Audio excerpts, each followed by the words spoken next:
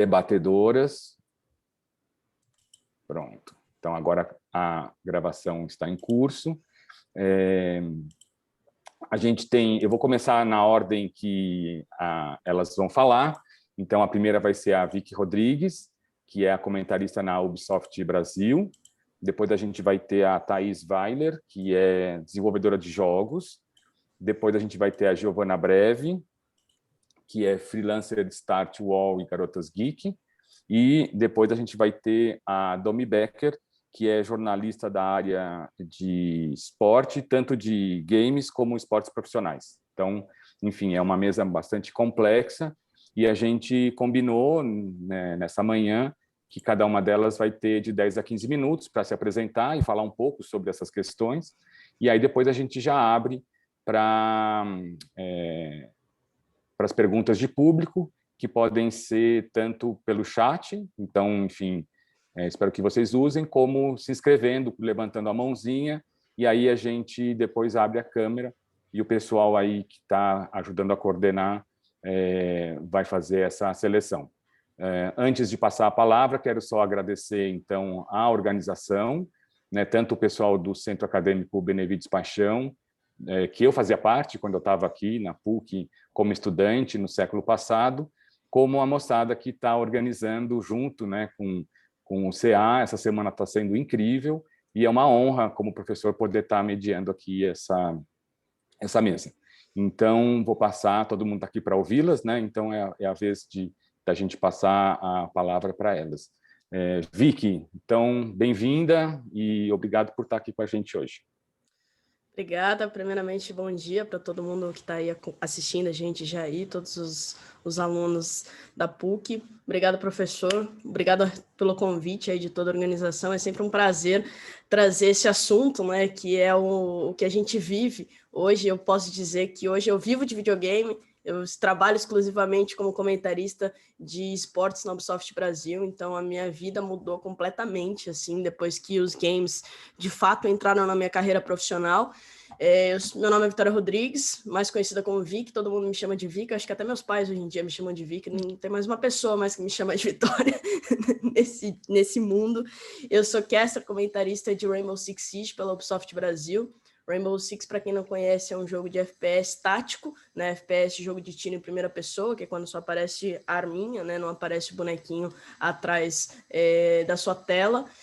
E pela Ubisoft, a gente é responsável basicamente por fazer todas as transmissões oficiais do jogo para o público brasileiro, né? O Rainbow Six ele tem transmissões internacionais, não só no Brasil, como em toda a Europa, Norte América, Ásia, todas as regiões possíveis, e eu faço parte do casting oficial que traz essas transmissões para o nosso público brasileiro, e até alguns portugueses acompanham com a gente também, até por conta da proximidade da língua, né? Muitos não entendem inglês também, que acaba sendo a transmissão europeia, então eles acabam assistindo com a gente. Basicamente, a minha função dentro do jogo como comentarista, eu sempre trago para o futebol porque a galera tá um pouco mais acostumada, que eu sou o Arnaldo, né? Tem o Galvão, tem o Arnaldo, eu tô ali comentando. Um Arnaldo um pouco melhorado. A gente vai tentando, né? Mas só para a galera entender ali exatamente o que eu faço, então a gente tem o Rainbow Six, ele é um jogo muito tático, né? Um jogo com muita estratégia, então basicamente eu entro na transmissão com a minha dupla, que é o Cap, que é o narrador, e eu sou a comentarista, então a gente vai fazendo inserções para também ambientar o público, para que eles possam entender o que está acontecendo dentro do jogo, e a gente tem, assim como uma transmissão de futebol, que os esportes eles começam a ser ali cada vez mais assistidos, né? Inclusive, saiu, acho que recentemente, que eu li uma pesquisa de que a gente atingiu no começo desse ano, um público ali de não sei quantos milhões de pessoas assistindo, de fato, esportes, né? Que é nas plataformas de streaming, como Twitch, YouTube, enfim. A gente tem realmente um público cada vez maior de espectadores nos esportes eletrônicos. A gente teve recentemente também o Six Invitational, que foi um campeonato mundial, que a gente teve, inclusive, o Brasil campeão, a primeira vez que o Brasil foi campeão mundial de Rainbow Six Siege lá em Paris, na França, e a gente teve um público muito legal também. Então, basicamente é isso. Eu também sou jornalista, pós-graduada em marketing, em gestão de marketing, já trabalhei com TV, já trabalhei com rádio também. Hoje, atualmente, como eu falei, eu vivo só de esportes, eu consegui transformar a minha vida a ponto de eu viver só de Rainbow Six Siege, trabalho pela Ubisoft Brasil, a gente representa a empresa, né? Como eu falei, tudo que é relacionado ao Rainbow Six Siege no Brasil, a gente tem todo o nosso time, né? Inclusive, Domi fez parte do nosso time também, maravilhosa, foi host com a gente também. Então, a gente tem aí um time muito interessante de talentos, né? Vamos dizer assim, dentro do mundo dos esportes. Mas, assim, contando um pouco da minha experiência, é muito louco, assim, né? Porque o próprio professor estava falando, né? Que na verdade ele comentou como se fosse uma falha de a gente não ter trazendo games, mas é que na verdade é um mundo muito novo, né? É uma coisa que a gente ainda está trazendo, a gente ainda está profissionalizando toda essa questão. Eu acho que agora, 2021, a gente já tem uma profissionalização da área gigantesca, principalmente em termos de mercado de trabalho. A gente que está falando aqui com estudantes, é legal a gente falar isso, a quantidade de áreas no mercado de trabalho que isso abriu, né? Eu acho que a Thaís, que é desenvolvedora de jogos, aí, pelo que o professor falou, era uma área mais comum, né? Pelo menos quando eu era pequena, assim, quando falava em trabalhar com jogos, era tipo criar jogo, né? Era você desenvolver jogo, não existia eu vou trabalhar com transmissão de jogo. Isso para mim era um negócio absurdo, assim. Quando eu era criança não existia isso, eu nunca pensei. Muitas vezes quando me perguntam, você sempre sonhou em trabalhar com games? Não, a minha área não existia. A minha profissão ela foi criada, assim, há uns anos atrás. Então, é muito louco, assim, que hoje eu trabalho numa profissão que, quando eu entrei na faculdade, ela não existia. Esse nicho, ele não era presente quando eu entrei na faculdade, quando eu comecei a fazer jornalismo. Sempre gostei, sim, de trabalhar com comunicação, afinal de contas, fui para o jornalismo exatamente para isso. Na época, quando eu entrei na faculdade de jornalismo, eu queria trabalhar com esportes, né, tradicionais. Eu sempre fui atleta, então eu sempre gostei muito dessa área esportiva. E aí, quando eu entrei nos esportes, eu uni o útil ao agradável, porque eu sempre fui gamer, sempre joguei videogame, desde pequena, eu sou filha única, então meus pais sempre saíam para trabalhar e meu melhor amigo era o videogame, eu ficava jogando videogame o dia inteiro, basicamente. Então, hoje, poder trabalhar com o que eu amo fazer, que é jogar, é algo, assim, realmente inexplicável. Eu não sei nem o que dizer, assim, de realmente de ter esse prazer de conseguir hoje viver dos games, viver dos esportes, mas é realmente uma experiência muito absurda, assim, né? A gente faz parte de várias transmissões internacionais, infelizmente por conta da pandemia a gente não está indo viajar esse ano, nem ano passado, a gente infelizmente foi... Ano passado a gente ainda foi para o Canadá, em fevereiro de 2020, um pouquinho antes da pandemia, a gente voltou, inclusive, estourando a pandemia já, e quando tem esses campeonatos internacionais, a gente vai para fazer de fato essa cobertura em loco. Então, como eu falei, a gente é responsável pela transmissão brasileira do jogo Rainbow Six Siege. Então, a gente está no evento lá, o evento está acontecendo e a gente retransmite toda essa emoção para o nosso público brasileiro, em português, obviamente, com todos os nossos narradores, comentaristas, analistas, apresentadores, enfim. Mas eu acho que a gente tem, principalmente dentro do meio que eu atuo, né? Normalmente a gente tem uma gama de profissionais trabalhando que é algo muito interessante de ver, né? Eu comecei nos esportes em 2017, na época ainda como jornalista, né, cobrindo os jogos de Rainbow Six Siege. Oficialmente na Ubisoft eu tô desde 2019, foi quando eu consegui, de fato, só trabalhar com Rainbow Six e larguei a carreira que eu tinha já, trabalhava em outro lugar.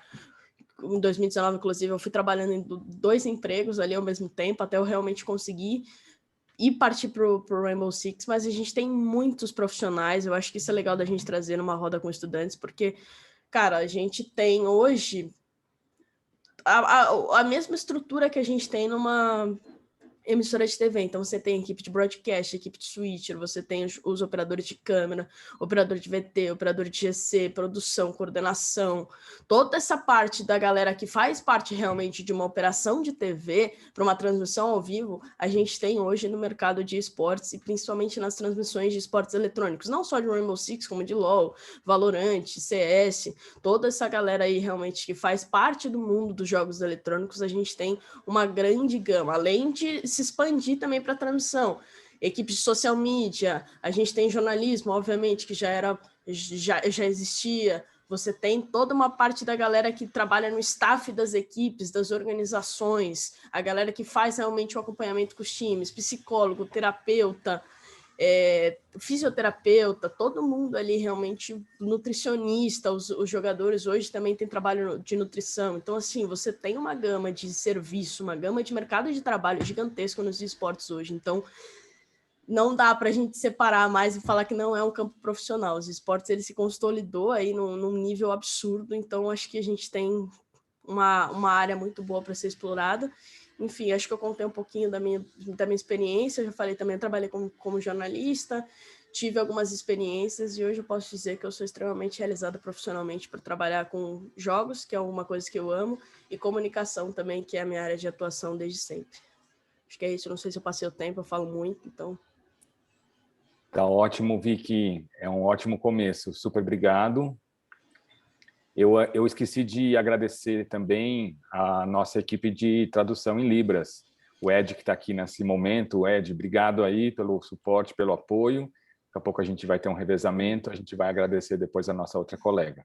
Vou passar a palavra para a Thaís agora. Oi, Thaís, bom dia. Bem-vinda e obrigado por estar aqui com a gente. Obrigada pelo convite. Meu nome é Thaís, eu trabalho com jogos desde 2010.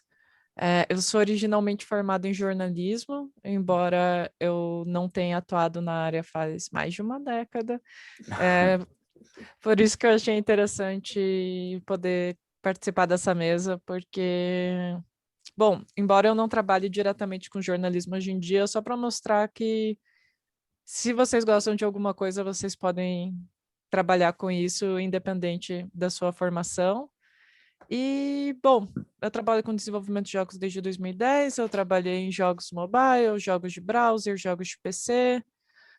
Eu fundei uma empresa independente de desenvolvimento de jogos junto com meu parceiro que estava morto ali no sofá agora há pouco, ele está de ressaca. E agora ele levantou, chamada Joy Masher. A gente lançou como Joy Masher o Aniken, o Odalos, e o último jogo que a gente lançou foi o Blazing Chrome. E agora a gente está trabalhando no Moonrider, e eu dou aula de game design na PUC Paraná, e eu acho que é isso. Conta um pouco, Thaís, desse percurso aí, só para a gente aprofundar um pouco, né? Essa questão de gênero também, né? Porque eu acho que são 4 mulheres aqui, a Vitória, a Vicky, não começou falando sobre essa questão, mas eu acho que, né, a minha impressão é que essa área é uma área muito mais aberta do que a gente tem visto aqui, pelo menos nesses dias da Semana de Jornalismo, né? De como muitas mulheres sofrem preconceito, pressão, etc. Queria que você falasse um pouco sobre essa questão aí, como que é o seu trabalho em relação a isso. Bom, é uma área ainda dominada pela presença masculina.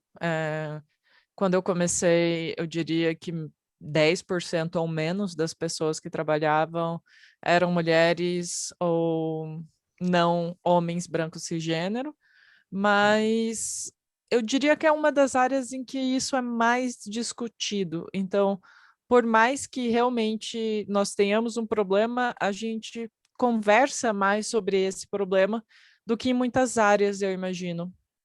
Por exemplo, eu imagino que na área de esportes, de jornalismo de esportes, discuta-se mais a pressão de gênero e o que acontece até em forma de assédio do que, por exemplo, na área de jornalismo esportivo tradicional. Eu chuto, eu não sei. Interessante. Bom, a gente pode continuar esse debate depois. Obrigado. Então, Thaís, vou passar para a Giovana. Oi, Giovana, bom dia. Obrigado por estar aqui com a gente. Oi, Fábio. Oi, gente. Bom dia. Eu fico muito feliz de participar dessa roda, né? Tem algumas mulheres que eu conheço de nome, tipo a Vicky, que narra Rainbow Six, também a Thaís, que a gente já se encontrou em eventos de jogos em São Paulo.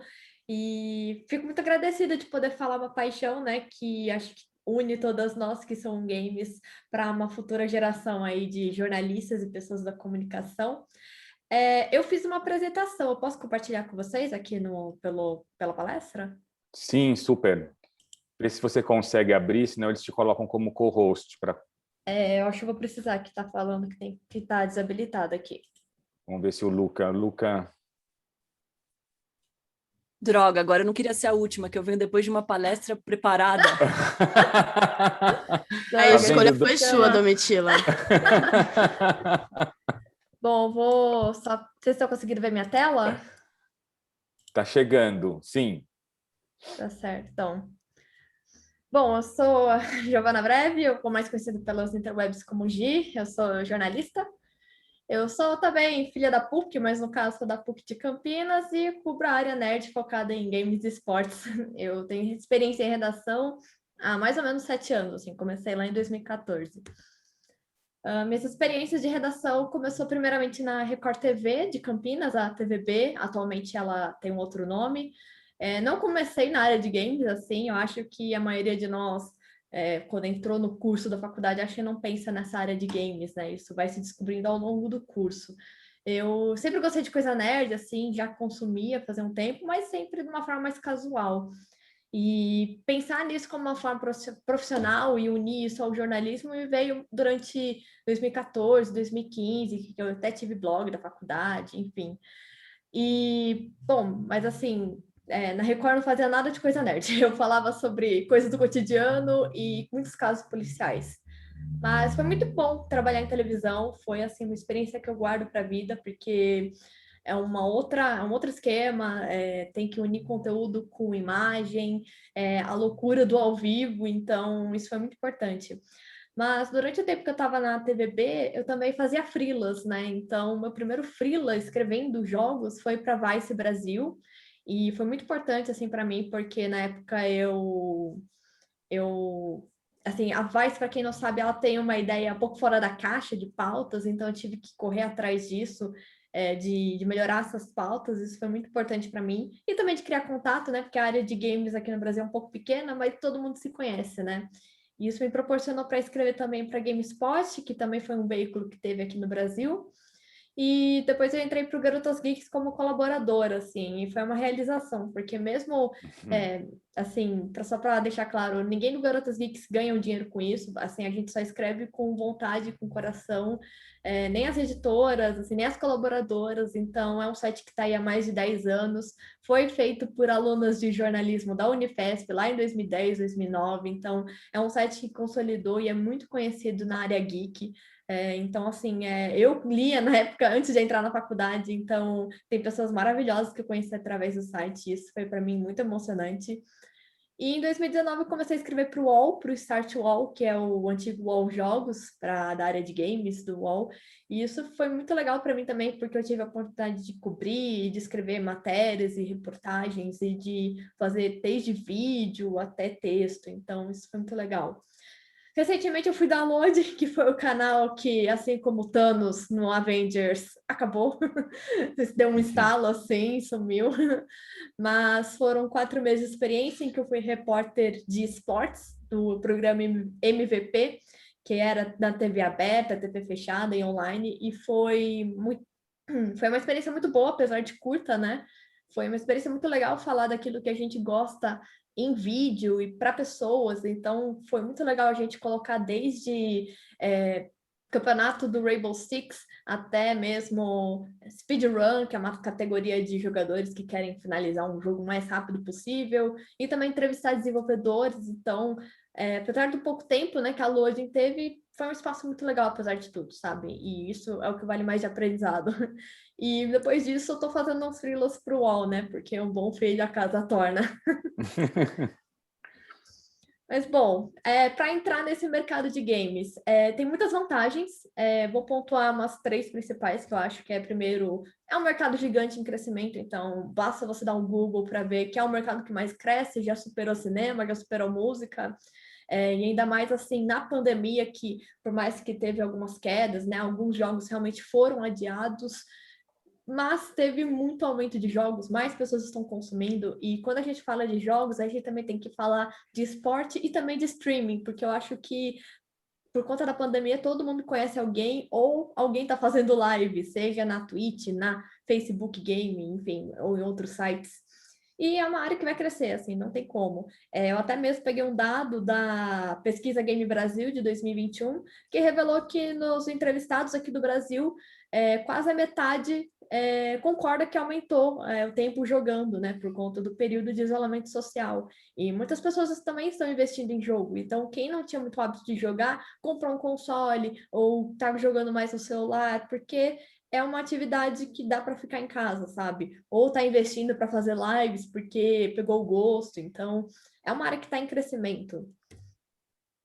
Novas possibilidades. Então, nos últimos anos, as pessoas estão olhando mais para a área e explorando temáticas e olhares dentro dessa indústria. Então, por exemplo, o Henrique Araújo fez uma série especial bem interessante sobre política e videogame, né? Coisa que geralmente o gamer tradicional não gosta de colocar, mas ele fez isso de uma forma bem interessante e bem analítica. Esportes com pessoas LGBTQ, então tem vários entrevistados. Giovana, só um minutinho, desculpa te incomodar, é que o pessoal precisa mudar a tradução de Libras, não está aparecendo aqui na nossa, não está marcada como, cadê aqui, a Eliane é que vai fazer a tradução de Libras agora. Pessoal, vocês trocam aí, por favor, senão a gente vai ficar sem a aparência da tradução de Libras. Tá. Aí, boa. Bem-vinda. Obrigado. Pode continuar. Desculpa, Giovana. Não, sem problemas. Bom, como eu estava falando aqui, o Versus, né, atualmente o MGG fez uma reportagem sobre as pessoas LGBTQI+, dentro dos esportes aqui no Brasil, e também tem uma reportagem minha sobre um caso que eu contei sobre como um jogo, né, ajudou de uma forma a repensar e democratizar os videogames no Brasil, assim. Foi uma matéria que eu fiz para o UOL, que uma pessoa descobriu que um adolescente, ele publicou na internet que ele gosta muito de Persona 5, que é um jogo. Mas ele nunca jogou, ele só teve acesso porque ele não tem acesso ao videogame, né, ao console, e ele só viu por gameplay e por vídeos, assim. E ele foi muito zoado por conta disso, assim, fizeram muita deboche dele, e ele ficou muito sensibilizado, né, porque nem todo mundo consegue ter um jogo, né, porque videogame aqui no Brasil é muito caro, sabe? E ele conseguiu movimentar uma galera da internet a pegar um console, ter esse jogo e mandar para ele, e eles são de estados totalmente distantes, assim, então... E foi muito legal poder contar essa história, assim. Bom, o outro ponto que até mesmo a Vicky comentou, que é oportunidades de mercados, né? Então, games engloba, né, várias áreas. Então, para fazer jogo, então tem programação, música, animação, design, tester, tudo por aí vai. Agente de comunicação, pode ser redator, repórter, como eu mesma e a Vicky também começamos. PR, para quem é relações públicas, trabalhar dentro de uma game studio na área de comunicação, marketing, gerente de comunidade, por aí vai. Esportes também, né? Então tem pro player, então se você joga bem, pode investir nesse mercado. Ou você manja muito de tática do jogo, como funciona o game, coach, dá para ser técnico também. Caster também, como a Vicky e a Domi, comentaristas, analistas, organizador de evento, gente de transmissão, né? Como tem mesmo o pessoal do Switcher, como a Vicky mesmo falou, por aí vai. E também tem a área da saúde, que tem psicólogos, fisioterapia, medicina, nutrição, inclusive tem até mesmo Libras em esporte. Tem uma moça que eu entrevistei que ela quer fazer com que mais eventos de esporte eletrônico tenham intérpretes de Libras para ajudar jogadores e também pessoas com deficiência auditiva a acompanhar os jogos. Então, é uma área que está em constante crescimento. Mas tem desvantagens. A primeira delas, assim, é claro que é o preconceito. Então, é uma área que é muito voltada para uma classe elitista, predominante branca e masculina. Então, como a Thaís mesmo falou, se dentro da indústria de games tem muito homem, então a gente que é jornalista, a gente que é comentarista, vai estar relacionado, vai ter sim. Então, vai ter também muito racismo. Então, a gente ainda não tem tantas pessoas negras no mercado. Isso tem aumentado, assim, de uma certa forma, mas ainda assim a passos bem curtos. Então, ainda tem um preconceito bem presente, assim, isso é bem complicado. Tem um menosprezo por parte da sociedade. Eu coloco muitas aspas, porque eu não acho que você vai ser discriminado por ser gamer ou por você gostar de jogo. Mas eu acho que vai ter pessoas que vão olhar torto para você. E isso é uma coisa, isso é um fato. Eu acho, por exemplo, no meio acadêmico, eu confesso que no meu TCC de jogo eu tive pouco de problemas, de barreiras, porque meus professores não manjavam muito de jogo, isso é normal, né? Eles são de outra época. Mas eu conheço muitas mulheres da parte de mestrado ou doutorado em games que falam que ainda tem muitas barreiras, também tem negócios e por aí vai. E um outro fator também que é muito difícil, né? Viver 100% de game, não é impossível, mas é taxas muito grandes e também não tem tantos incentivos por parte de órgãos públicos em investir nesse mercado. É claro que isso tem melhorado, eu acho que, se eu não me engano, a SP Cine, né, que fazia investimento só em cinema, está agora abrindo também, tem vários editais, né? Acho que isso a Thaís pode até falar um pouco melhor do que eu, que é mais a área dela, mas isso, eu vejo que isso também tem sido visto mais, né, nessa parte de investimento. Assim, dicas agora para entrar em games e esportes, que eu acho que eu sempre dou assim, para as pessoas que querem participar disso. Leia um pouco de tudo, porque games... Ui, deu uma... Acho que ela se mutou. Tá aparecendo você mutado se aqui. mutou, talvez, Gi. Ué,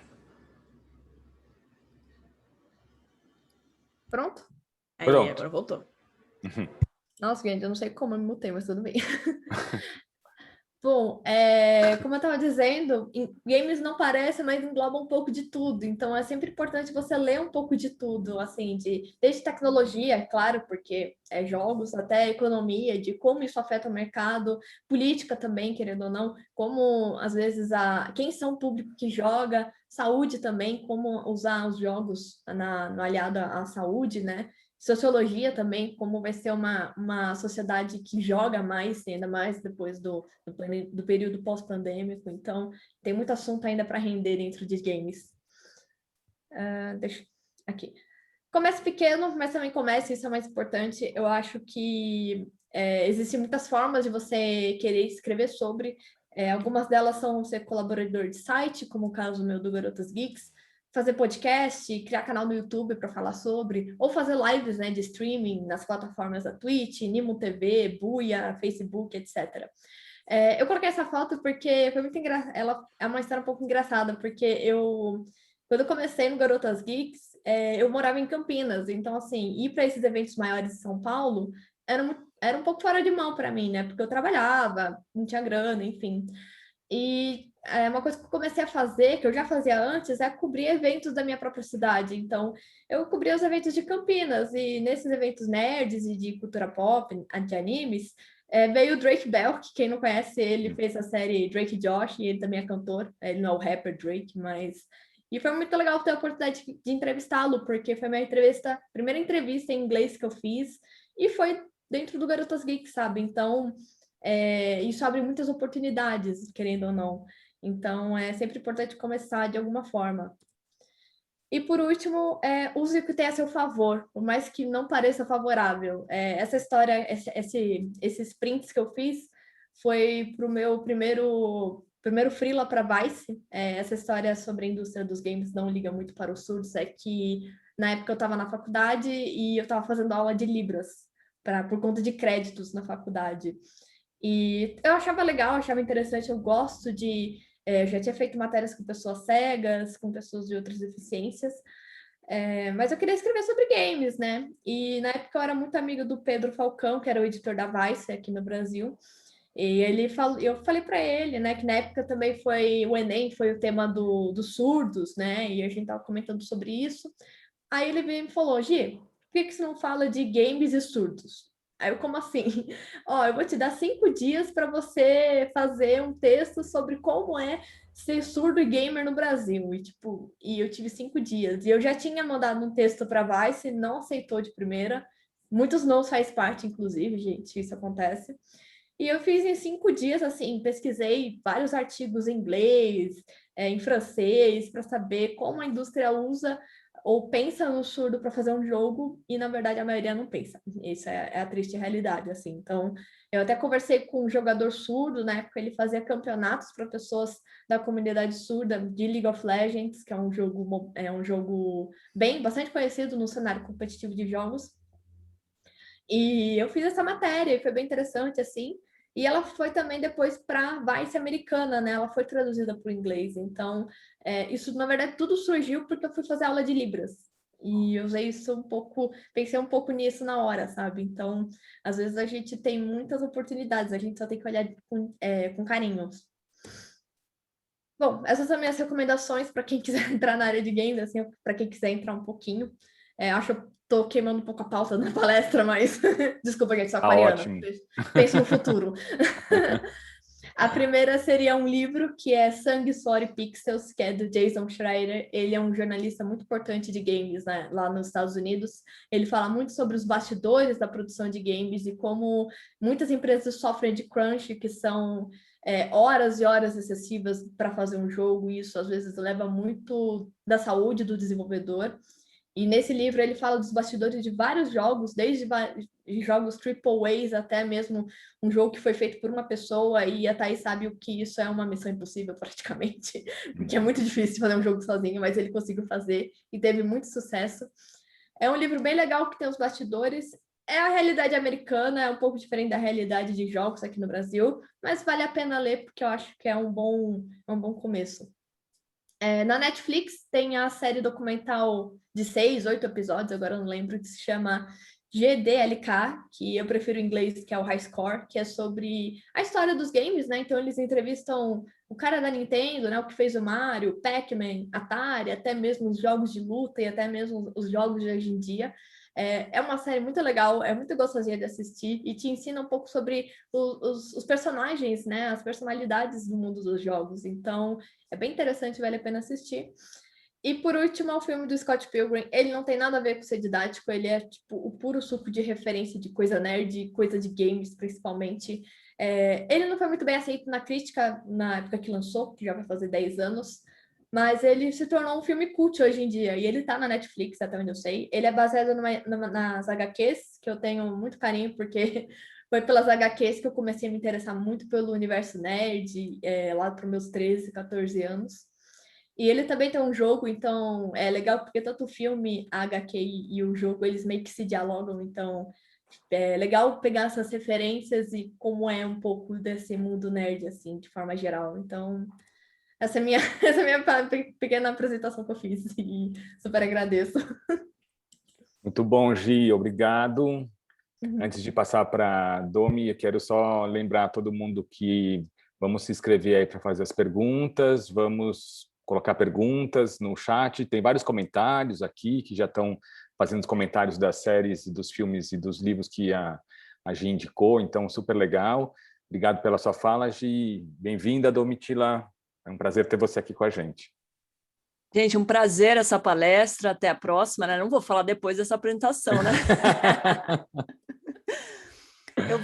Eu achei legal, assim, no começo, quando me chamaram para essa palestra, eu fiquei com medo, porque eu estava saindo da Ubisoft, eu falei, não sei se, né, se eu vou me encaixar no perfil, mas eu acho que é interessante também ter uma visão de alguém que não veio dos games, né? Eu sou uma pessoa que não jogou muito quando era criança, eu jogava mais bola na rua do que videogame, muito mais. E eu fiz faculdade na UFSC, inclusive eu fiquei muito feliz de participar dessa mesa, porque a Semana de Jornalismo da UFSC mudou muito a minha percepção sobre o mercado e me ajudou muito a seguir um caminho. Então, eu espero que faça diferença também para quem está por aí assistindo a gente. E eu me formei na UFSC, passei no curso Abril de Jornalismo, trabalhei um pouco na Veja, quando surgiu um projeto do Sport TV que chamava Passaporte Sport TV para ser correspondente internacional. Minha meta de vida era viajar, sempre foi. Eu tinha uma poupancinha desde os 15 anos que eu trabalhava para juntar dinheiro para viajar. E aí veio o Passaporte Sport TV, forma correspondentes. Eu falei, vou me inscrever. Aí eu passei, fui trabalhar em Barcelona como correspondente, cobri Messi, Pep Guardiola. Minha primeira entrevista assim, no esporte foi Pep Guardiola, maravilhoso, né? Fiquei um tempo lá, voltei para o Brasil, comecei a trabalhar como apresentadora para o Sport TV, fiz Copa do Mundo, Olimpíada, e falei, agora eu vou viajar, porque se eu não for agora, eu nunca mais vou dar essa volta ao mundo, que era meu sonho, vou virar uma velha infeliz.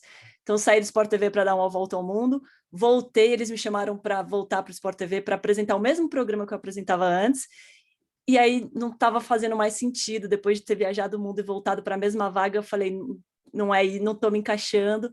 Aí eu saí de novo para uma segunda volta ao mundo, um privilégio que eu agradeço até hoje, assim, muita sorte, fazer o que você ama 2 vezes, é incrível. E aí estava terminando a volta ao mundo, começou a pandemia, um pouquinho antes de começar a pandemia, o pessoal da Ubisoft me ligou. vamos trabalhar com os jogos eletrônicos? Eu falei, gente, sei nem segurar um controle. A última vez que eu joguei um videogame foi, sei lá, era o Mario 2D ainda, porque eu sou velha, né? E aí eles, não, a gente está querendo gente que não é da área mesmo para trazer outros tipos de conhecimento. Então eu falei, beleza, pandemia é isso, e estudei muito, muito, muito. Inclusive no momento da pandemia eu falei, mãe, eu vou ter que furar a quarentena para ir jogar videogame na casa do meu amigo, porque eu não tenho um videogame, que fase, né? E foi incrível, assim, participar dos últimos torneios da Ubisoft, da transmissão. E o que eu acho mais legal desse mercado, nesse momento que a gente está, é que é incrível você estar num mercado que está se expandindo. Então, o que a Ubisoft estava fazendo nas transmissões? Chamava gente que era do jogo, que jogava, que entendia, gente muito jovem, e gente velha, que é das transmissões, porque é muito difícil achar um profissional que tem que tinha, né, esses dois conhecimentos. Então, a equipe era formada exatamente por isso, gente nova do game, gente velha das transmissões. E eu acho que ainda, a Vicky até pode me corrigir se eu estiver errada, eu acho que eles estão em busca ainda do profissional que tenha esses dois conhecimentos. Então, se você que está escutando a gente tem vontade de trabalhar no game, essa é a chance, assim, o mercado está buscando esse tipo de profissional. Tem muito machismo, sim, tem muito racismo, né? Olha a gente aqui, é uma mesa de brancos falando, eu não sei se tem alguém aí que está escutando a gente que sai desse perfil, mas é um perfil muito claro aqui. O Rainbow Six, que é o jogo que eu estava fazendo com a Vicky, é teoricamente um jogo misto, mas só tem homem participando e só tem branco. Só que eu tenho uma boa notícia desse mercado, que é uma história que eu adoro contar. Eu nem sei se as pessoas que estavam envolvidas nessa história ficariam felizes de estar sabendo que eu estou contando essa história. Então, se alguém perguntar, não fui eu que contei, tá? Mas eles chamaram 2 pessoas para fazer um teste lá, um treinamento nos bastidores do Rainbow Six. 2 garotos muito jovens. E aí, um desses velhão aí da TV, que eu falei que está na equipe, em determinado momento do teste, falou assim, foca um pouquinho a câmera na menina, que ela tá de saia, fica bonito. Passou, terminou um teste e tal. Aí chegaram por esses 2 meninos.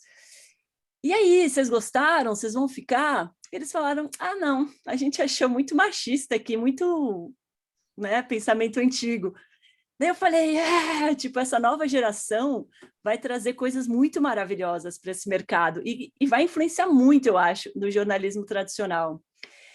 E agora eu estou fazendo o canal UOL, né? Faz um mês, quase um mês um pouquinho que eu fui convidada pelo UOL para apresentar um programa de esportes tradicionais, né? Principalmente futebol. Toda terça, quarta e quinta, já vou fazer o jabá aqui às 9 da manhã ao vivo. Por favor, você me assista terça-feira que vem no canal da UOL no YouTube. E eu estava saindo da Ubisoft quando recebi um convite para fazer a cobertura do PES das Minas, que é o primeiro campeonato de PES 100% feminino, que vai ser transmitido nos canais, né, na Twitch, no YouTube, mas vai ter essa cobertura do canal de Bradoras, que eu não sei se vocês conhecem, é um canal de basicamente futebol feminino e jornalismo feminino, assim, tem umas coisas muito bacanas lá. E foi engraçado porque elas me chamaram e exatamente nessa brecha do mercado, que eu acho que é o que vocês têm que ficar de olho. Tipo, elas sabem tudo sobre futebol, elas conhecem tudo sobre comunicação, mas elas não entendem sobre o PES. E eu falei, bom, eu também não entendo muito bem, eu estava estudando Rainbow Six até agora, mas vamos nessa, né? Então eu estou fazendo umas matérias para elas, e inclusive as últimas 3 meninas que eu entrevistei trouxeram questões muito interessantes, assim, que eu não sofri, e que deve ser muito difícil. Tipo, uma delas falou que ela não podia ter um videogame, e ela nem é velha da minha idade, ela tem 25 anos. Ela falou, não podia ter um videogame, porque não era coisa para menina. E como é que você vai treinar sem conseguir, sem ter essa oportunidade, né? E a gente não está falando isso de 30 anos atrás, a gente está falando de, sei lá, 10 anos. Em uma década, o videogame não era visto para o público feminino, olha que louco. E o fato da gente ter as mulheres presentes aqui nessa mesa também mostram, né, que tem ao mesmo tempo que tem o problema, como até as meninas já falaram anteriormente, estamos discutindo esse assunto muito, né? E a vantagem de você estar num mercado em crescimento e com muita gente jovem é que as coisas acontecem muito mais rápido do que na televisão, por exemplo. Quando eu entrei no Sport TV, em 2011, não existia comentarista mulher, não existia narradora mulher, e as pessoas tinham pouquíssimas apresentadoras, e as apresentadoras eram todas padrões, assim, né? Loira, branca, e hoje você liga a TV, tem mulher comentando, mulher narrando, só que olha quanto tempo a televisão demorou para chegar no mesmo lugar que o game está indo mais rápido, né? Então, é um mundo fantástico, é um mundo rico. Jornalista é pobre, né? Jornalista de esporte é muito pobre, e eu fico chocada, assim, com os valores e como as coisas são simples, assim, do tipo, tá, eu preciso de um microfone, aí você ganha um microfone. Lá na TV eu precisava de um microfone. Legal para você, tipo, o dinheiro não está no jornalismo esportivo. E se você gosta do jogo, cara, investe nesse mercado, né? Esquece o jornalismo tradicional, foca nesse mercado e foca disposto a fazer essas mudanças que esses dois jovens, que eu até preciso saber os nomes deles para dar o crédito, né? Porque essa atitude de não aceitar fazer parte de uma equipe que talvez naquele momento eles sentiram que era preconceituosa, é incrível, né? E faz parte do nosso papel aqui também, quando vocês entrarem no mercado, se é que vocês já não estão no mercado, também batalhar para deixar o ambiente menos tóxico. Obrigado, Domi. Acho que você está dando esse silêncio como pausa, né? Porque eu acho mais legal as perguntas, né? Porque às vezes, palestra assim, você fica falando muito e a pessoa quer saber de outra coisa. Então, eu tentei resumir bem. Não, mas te agradeço a todas, né, nesse momento. Acho que são falas complementares, muito legais. E eu quero compartilhar com você, Domi, essa esperança nessa geração aí que a gente está nesse momento. Nós temos 124 pessoas nessa sala, a maioria delas de estudantes dessa geração aí, que vai mudar esse lugar que a gente está hoje, que é o buraco está grande, mas eu também tenho essa esperança de que, né, esse pessoal vai lutar por por um novo contexto, né? Eu acho que esse passado machista, preconceituoso, ele é passado mesmo. A gente já tem aqui algumas pessoas inscritas para fazer as perguntas, né? 2 delas pedindo para, olha, a gente tem troca de libras, precisa colocar... Opa, entrou o Ed. Bem-vindo, Ed. Então, olha, o André Nunes, meu monitor querido, cadê você, André? Você não quer abrir sua câmera aí e falar com a gente? Sim, faz em vídeo aí. Vocês estão me escutando? Sim, estamos. A Nina perguntou primeiro, faz a dela primeiro que eu estou ligando minha câmera, que eu uso o celular de câmera. Eu vou ler aqui a pergunta da Iero, que está escrita, está no chat, mas vamos lá, eu vou ler. O que vocês acham da percepção negativa que a maioria dos gamers tem do jornalismo de games? Pretendo ir para a área e gosto de brincar que estou estudando para ser insultada por foto de perfil de anime. KKK. Como resumo. Você vai. Se prepare. Todo dia na internet eu vejo quem arranja qualquer oportunidade possível para falar mal dos jornalistas, seja dos que não conseguiram completar um jogo e ainda assim fizeram resenha, seja falando contra coberturas rasas dos jogos. Me vem à mente a IGN falando, olha que curioso, a Nintendo tem no contrato uma cláusula que impede que os contratados tenham laços com Yakuza, sendo que isso é literalmente uma lei japonesa. E aí? Então, essa é a pergunta da Iero. A gente pode fazer talvez 3 perguntas e aí depois a gente passa para vocês, tá bom? Que assim a gente democratiza. Ela tá escrita, então a gente vai se lembrar. André, você conseguiu abrir sua câmera?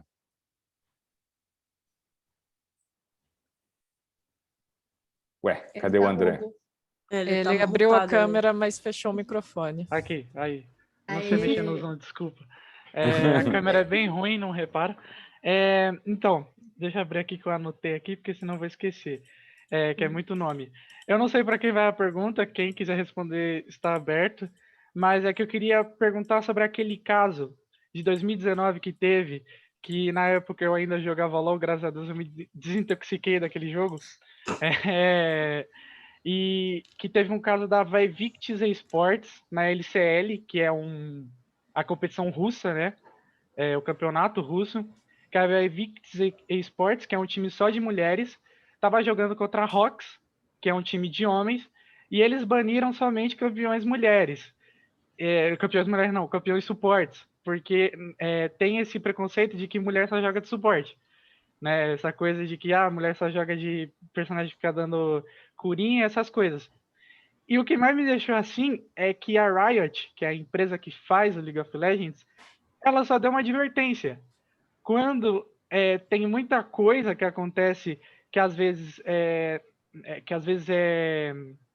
não é tão importante assim, que ela acaba dando ban direto, sabe? Só que nessa ela só chegou e falou, não faz mais isso que não é legal, sabe?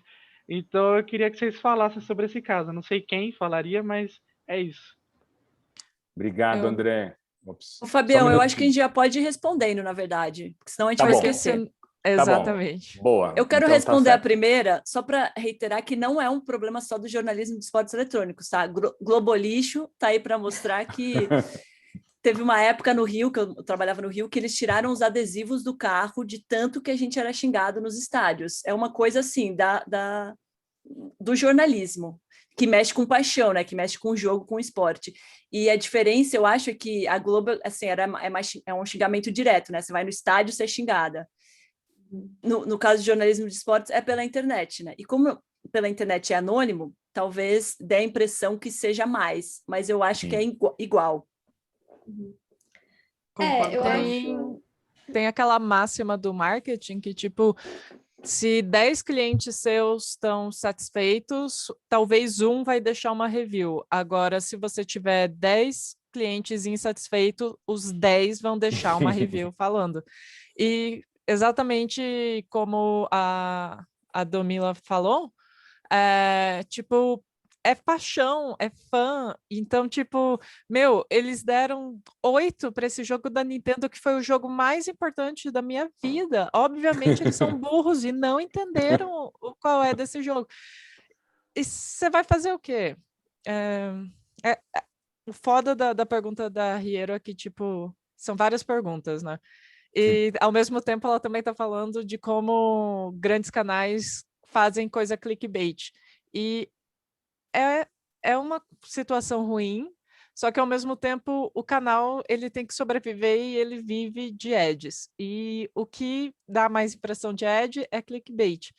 Então, entrar em jogos, como todas já falaram, vai ser entrar no jornalismo de jogos. É uma área difícil, é uma área que você vai ter que fazer muito compromise, que você vai ter que fazer coisas que você não necessariamente apoia, mas, no fundo, eu acho que vale a pena, porque você vai conhecer pessoas incríveis, pelo menos na minha opinião. Eu posso responder a pergunta do André. Apesar Legal. de não fazer parte do League of Legends, né? Não sei exatamente... Eu sei o caso, eu lembro quando aconteceu. Como eu falei, eu faço parte da Ubisoft, né? Outra empresa, outra desenvolvedora. Eu não estava dentro da empresa, eu não posso falar com relação a esse caso específico, mas eu posso falar com relação... porque eu vivo esse mundo também de campeonatos, né? A gente passa também por algumas situações complicadas em que algumas decisões têm que ser administradas. Eu acho que nesse caso específico foi um claro exemplo de machismo, ficou óbvio para todo mundo que eles fizeram isso para provocar, e eu acho que principalmente teve uma repercussão muito negativa em toda a comunidade, principalmente a comunidade de League of Legends, que sempre foi considerada uma comunidade tóxica, machista, não só porque, até por ser um jogo mais antigo, é um jogo que você que o competitivo ele já inicia numa fase em que você tem ali a maioria de homens só realmente jogando. Eu acho que hoje a gente tem ainda mais uma democratização nas mulheres jogando, gamers aparecendo. Eu acho que as mulheres pararam de se esconder agora, né? Então, acho que o LoL... Uma das coisas que eu acho que impacta ainda mais é que a Riot é machista.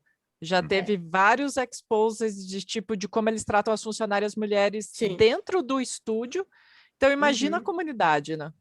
Não, e eu ia falar exatamente isso. Se você olhar para as empresas, os chefes são homens.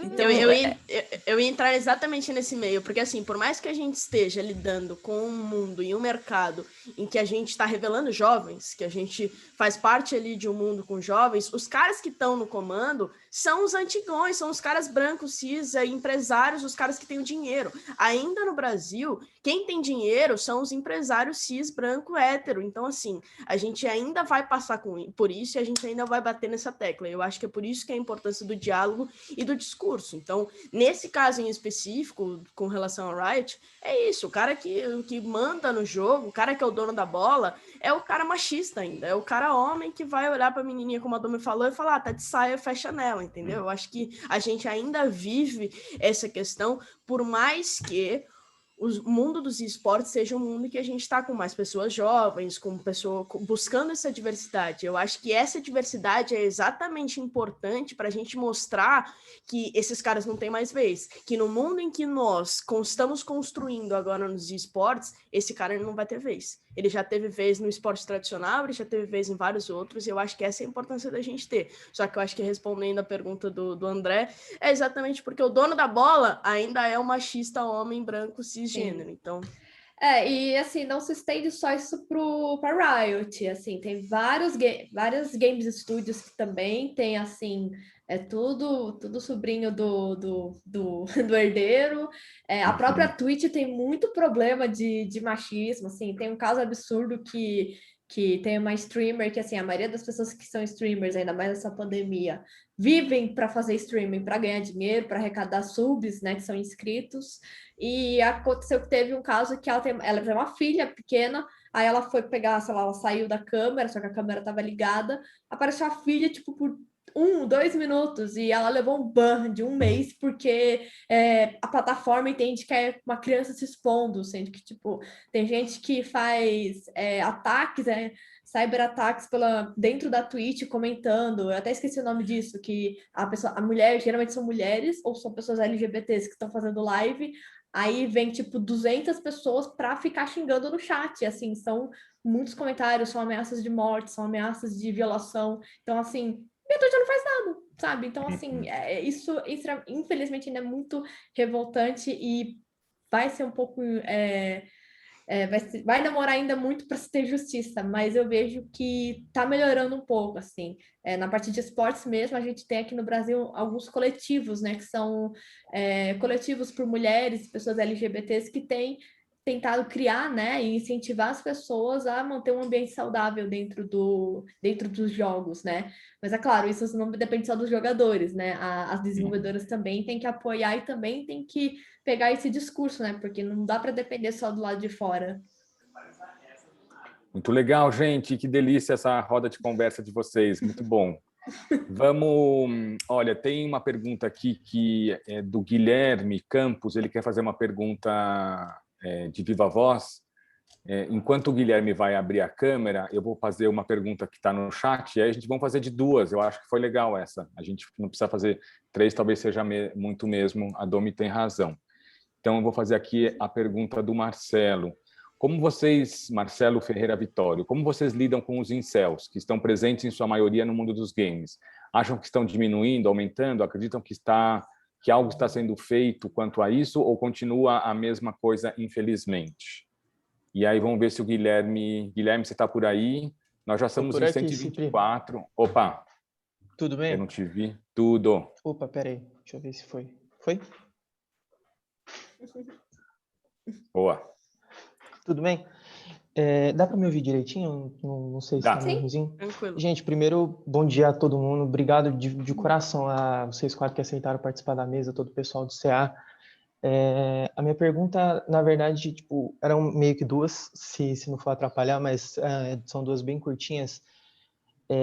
A primeira que eu queria fazer, tipo, não direcionado, mas a quem quiser falar, mas principalmente a Vicky e a Domi que comentaram que trabalharam nas transmissões de Rainbow Six. Eu não vou negar que eu não sou adepto ao Rainbow Six, eu não conheço muito do jogo. Eu cresci nesse mundo de FPS, eu lembro da época de Lan House, do CS 1.6, e aí depois pro Counter-Strike, o Global Offensive. E sempre foi uma coisa muito recorrente na minha vida, e eu também sou muito apaixonado por esse meio. Eu tô até um pouco sem jeito aqui de falar com vocês, mas eu vi uma notícia que saiu do narrador, do André, que se emocionou quando a final brasileira de Rainbow Six foi fechada em 2 times brasileiros. E isso, para mim, eu não acompanho nada de Rainbow Six, mas eu fiquei muito feliz, porque o Brasil em si, eu acho que é um país muito apaixonado por esse universo de games. E eu acho que é uma coisa muito sincera. Quando você vê um narrador chorando por causa disso, é uma emoção muito verdadeira. Eu queria que vocês comentassem um pouco sobre essa paixão que o brasileiro tem, que nem vocês comentaram, por exemplo, pelo futebol, que muitas vezes é a única coisa que a pessoa tem. Como que isso pode estar sendo passado ao longo do tempo para os games? Como a Vicky comentou, também foi o meu caso em muitas das vezes, de quem estava comigo eram os games, a comunidade gamer. Eu tenho muito amigo que eu fiz pela internet que eu não conhecia pessoalmente, que eu fui conhecer anos depois. E a segunda perguntinha que eu queria fazer também era sobre as plataformas.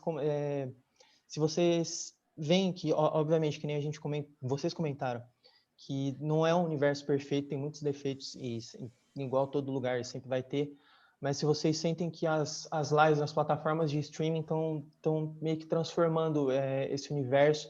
Hoje em dia a gente vê muita gente, literalmente muita gente, que quer ser streamer e ao mesmo tempo a gente vê números incríveis sendo batidos em transmissões, tipo, nas finais de esportes, a própria Riot com o LoL, com o Valorant, que chegou a menos de um ano e já foi num boom absurdo.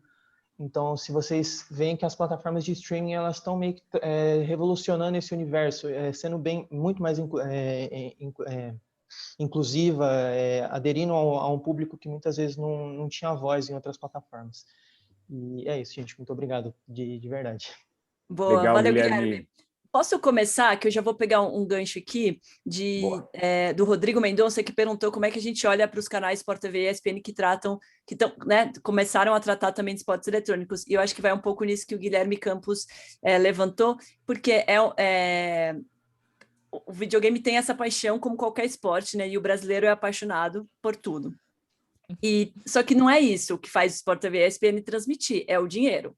Se tem dinheiro, eles vão fazer. O problema é que o público que agora está consumindo esse tipo de conteúdo não está mais na televisão, tanto é que as audiências estão diminuindo. Então, tanto é que a gente teve um fenômeno com o Gaules sendo contratado para co-streamar NBA. Quando que você ia pensar? Isso eu acho que é um marco no jornalismo esportivo. Sim. Exatamente, olha que incrível isso.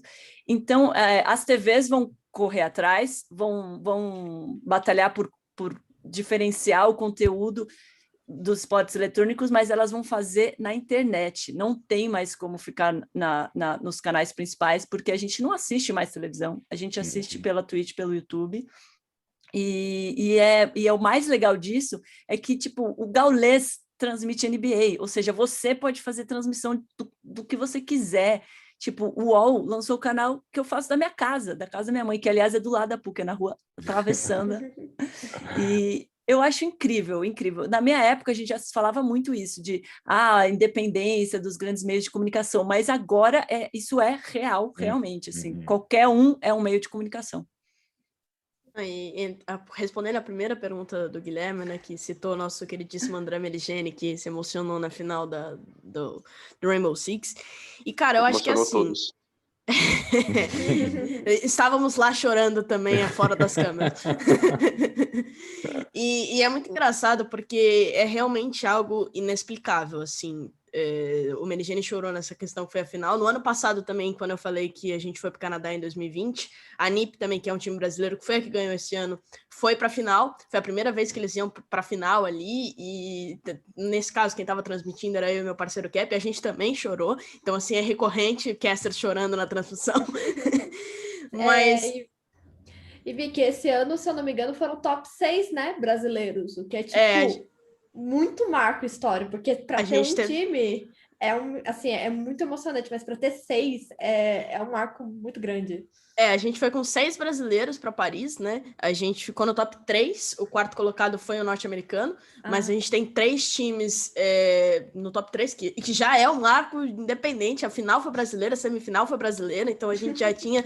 No jogo que o Meligeni chorou, inclusive, foi um jogo um dia antes da final, porque já era garantido que a gente ia ser campeão, porque sobraram só 3 times e os 3 eram brasileiros, então não tinha como. Por isso que o choro já veio até antes.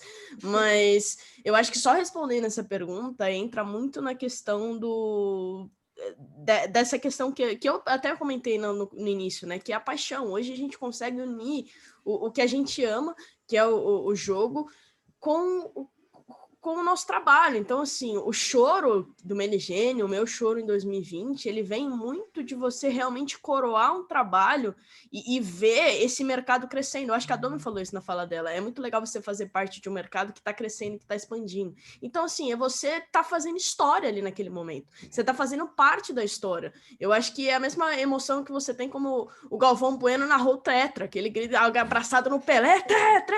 É a mesma emoção, assim, porque naquele momento ele estava fazendo parte da história da seleção brasileira, e da mesma maneira como a gente estava fazendo parte, a gente faz parte do Rainbow Six Siege. Então, acho que essa paixão que a gente tem por futebol, que a gente sempre teve, ela se estende muito para os esportes. Então, acho que entra muito nessa questão ali, porque, cara, não tem como, a gente chora mesmo, eu sou chorona pra caramba, sempre choro ao vivo. E é muito Aquariana. legal, porque tem muita gente que assiste e não joga. Eu recebia muita mensagem de gente, pô, te assisti no Sport TV, fui assistir, gostei, tô assistindo. E muita gente que começou a assistir nunca nem jogou. E eles contrataram para essa etapa do campeonato o Yuji, eu não sei se vocês lembram, que era o cara que fazia o... exatamente. E olha que louco, é um cara que saiu de uma TV aberta para jogar um jogo que ele nem conhecia, mas porque é justamente esse é um dos focos das empresas de games, né? Trazer outros públicos que não necessariamente vão jogar, mas que vão consumir a transmissão, como você consome transmissão de tênis, por exemplo, e pode nunca ter jogado tênis, porque não é uma transmissão de esporte. A gente, como jornalista, tem que estar preparada para trabalhar com o esporte eletrônico, mas também com o esporte tradicional, porque, no fundo, é a mesma coisa. Eu não acho que você precisa jogar para ser uma boa jornalista de esportes eletrônicos. Eu acho que você precisa estudar como você estudaria para qualquer outra modalidade. Que legal. Vocês não falaram da pergunta do Incel, né? Eu ia falar agora, Boa, agora que foi a coisa boa, vamos falar da coisa péssima, que são os incéis. E jogos é uma área que atrai muitas dessas pessoinhas coloridas aí. Inclusive, muitos deles usam jogos, inclusive, como formas de se manterem em comunidades e criar comunidades ao redor. Mas, por mais que eles sejam mais comuns nas áreas de jogos, e o Gamergate está aí para provar isso, né? Que foi basicamente um movimento incel, eu acho que sempre ter em mente que eles possam estar aí, mas não deixa isso te impedir de fazer algo que você ama, sabe? Porque se você for se preocupar sempre das pessoas que vão tentar destruir o que você está fazendo, você vai acabar não fazendo as melhores coisas da sua vida. Eu também concordo com a Thaís. Desculpa quem que perguntou do Incel. Ele perguntou se acha que diminuiu ou tem aumentado. É um pouco relativo, eu acho que é muito fluxo, assim, de aumenta e constante, né? É constante. Eles aparecem lá, né? Um pouco mais em algum momento. Sempre vai ter um. Porque eu acho que isso também tem muito com o contexto político, porque nem, por exemplo, lá para, acho que 2014, 2015, começou a vir muito a extrema-direita no mundo, então Trump, os governos também da Europa, também aqui no Brasil, né, que veio um pouco mais tarde, em 2018, eu acho que isso, querendo ou não, tem aumentado no volume. Eu acho que um caso, assim, que pegou muito pesado e que parece que no ano passado teve meio que um fim no capítulo, foi o caso do Mil Grau, que, para quem não conhece, pesadíssimo esse caso. Mas, assim, resumindo, uma jornalista de games, ela fez um review e ela foi sincera, porque, assim, gente, review é a sua assinatura, a sua resenha, a sua impressão. Não tem como você ser imparcial, não existe isso. E aí ela fez um review de um jogo que na época ele era exclusivo de Xbox. Ela deu a nota 9, que é uma excelente nota. E um cara que ele é criador de conteúdo, exclusivo de Xbox, ele começou a atacar ela, porque como assim você deu 9 para um jogo que tá todo mundo dando 10 e não sei o quê? E é incrível que, assim, teve muita gente, mesmo aqui no Brasil e na gringa, que deu nota bem menos, tipo um 7, um 8, e são homens, mas parece que só pegou ela, porque ela era uma mulher. E aí todo mundo começou a questioná-la ai, como assim? Aí veio depois o meme, aí o cara questionou do currículo gamer dela, e aí isso até virou um meme da carteirinha gamer, e isso, ela foi até, assim, ela foi até perseguida no evento que ela tava cobrindo aqui no Brasil, e isso foi, tipo, super delicado, assim, eu conheço ela é super forte hoje em dia, e assim, e ele não atacava só ela, ele atacava minorias, porque é uma cabeça desse tipo. E aí, o ano passado, teve um movimento que um cara que ele é negro, ele sofreu assédio, esse cara, na verdade, ele atacava vários jornalistas, ele falou, não, basta, vamos fazer um movimento para denunciar essa pessoa nas plataformas. Ele era até convidado, tipo, para em evento, sabe? Sendo que ele só propaga discurso de ódio. E aí tipo, a galera começou a denunciá-la, e aí ele derrubaram o canal dele, assim demorou muitos anos, mas assim... A empresa vai lá, olha quanto Uhum. ele tem de seguidor e não importa o outro tipo de mensagem que ele tá divulgando, só olha o número de seguidor e fala, a gente está impactando um monte de gente aqui. Uhum. Exatamente. Aí entra um pouco do nosso papel, né, de vocês que estão aqui com a gente, de como que a gente vai ajudar nisso, porque a gente tem uma força maior do que com pessoas da televisão, por exemplo, né? Porque você deixar de seguir essa pessoa tem um impacto, e você seguir pessoas que têm um discurso mais legal também tem esse impacto. Eu acho que a gente tem que refletir sobre isso. Quem que a gente está seguindo e quem que a gente vai apoiar? Uhum. Sem dúvida. Tem uma pergunta aqui que tem a ver um pouco com esse debate também, da Ana Laura, falando... O Henrico pediu para falar, então, Henrico, você podia ir abrindo a sua câmera enquanto eu leio essa pergunta, e aí a gente vai agora fazer uma rodada com essas duas questões. Mas a Ana Laura fala, precisamos falar também sobre a realidade das mulheres pretas que são gamers, que além de sofrer machismo, sofrem racismo, fora a pouca visibilidade que elas recebem. Mulheres negras também curtem jogar. Então, seria legal a gente fazer um comentário sobre isso. E, Henrico, você está por aí? Oi, você consegue me ouvir? Sim. Oi. Tá. Então, não vou conseguir ligar a câmera, desculpa. Mas... Desculpa, Cidri. Mas eu queria fazer uma pergunta. Eu queria comentar 2 casos que eu acho que são muito emblemáticos e emendar uma pergunta em cima disso. Eu lembro do caso da Gabi Catuzzo, aquela streamer que sofreu assédios pesados na Twitch e acabou desabafando no Twitter. Acho que falou que homem é tudo lixo, algo assim. E isso fez com que ela sofresse mais ataques ainda e ainda fosse pressionada pela patrocinadora. Tipo, pessoas começaram a pressionar a patrocinadora dela, que era a Razer, e a Razer desligou ela da empresa, alegando que é contra qualquer tipo de discurso de ódio. E um que sempre me vem à cabeça é o caso da Isabela Basile, que tinha sido contratada como apresentadora da Xbox Brasil no YouTube, e ela começou a ser assediada ameaçada de morte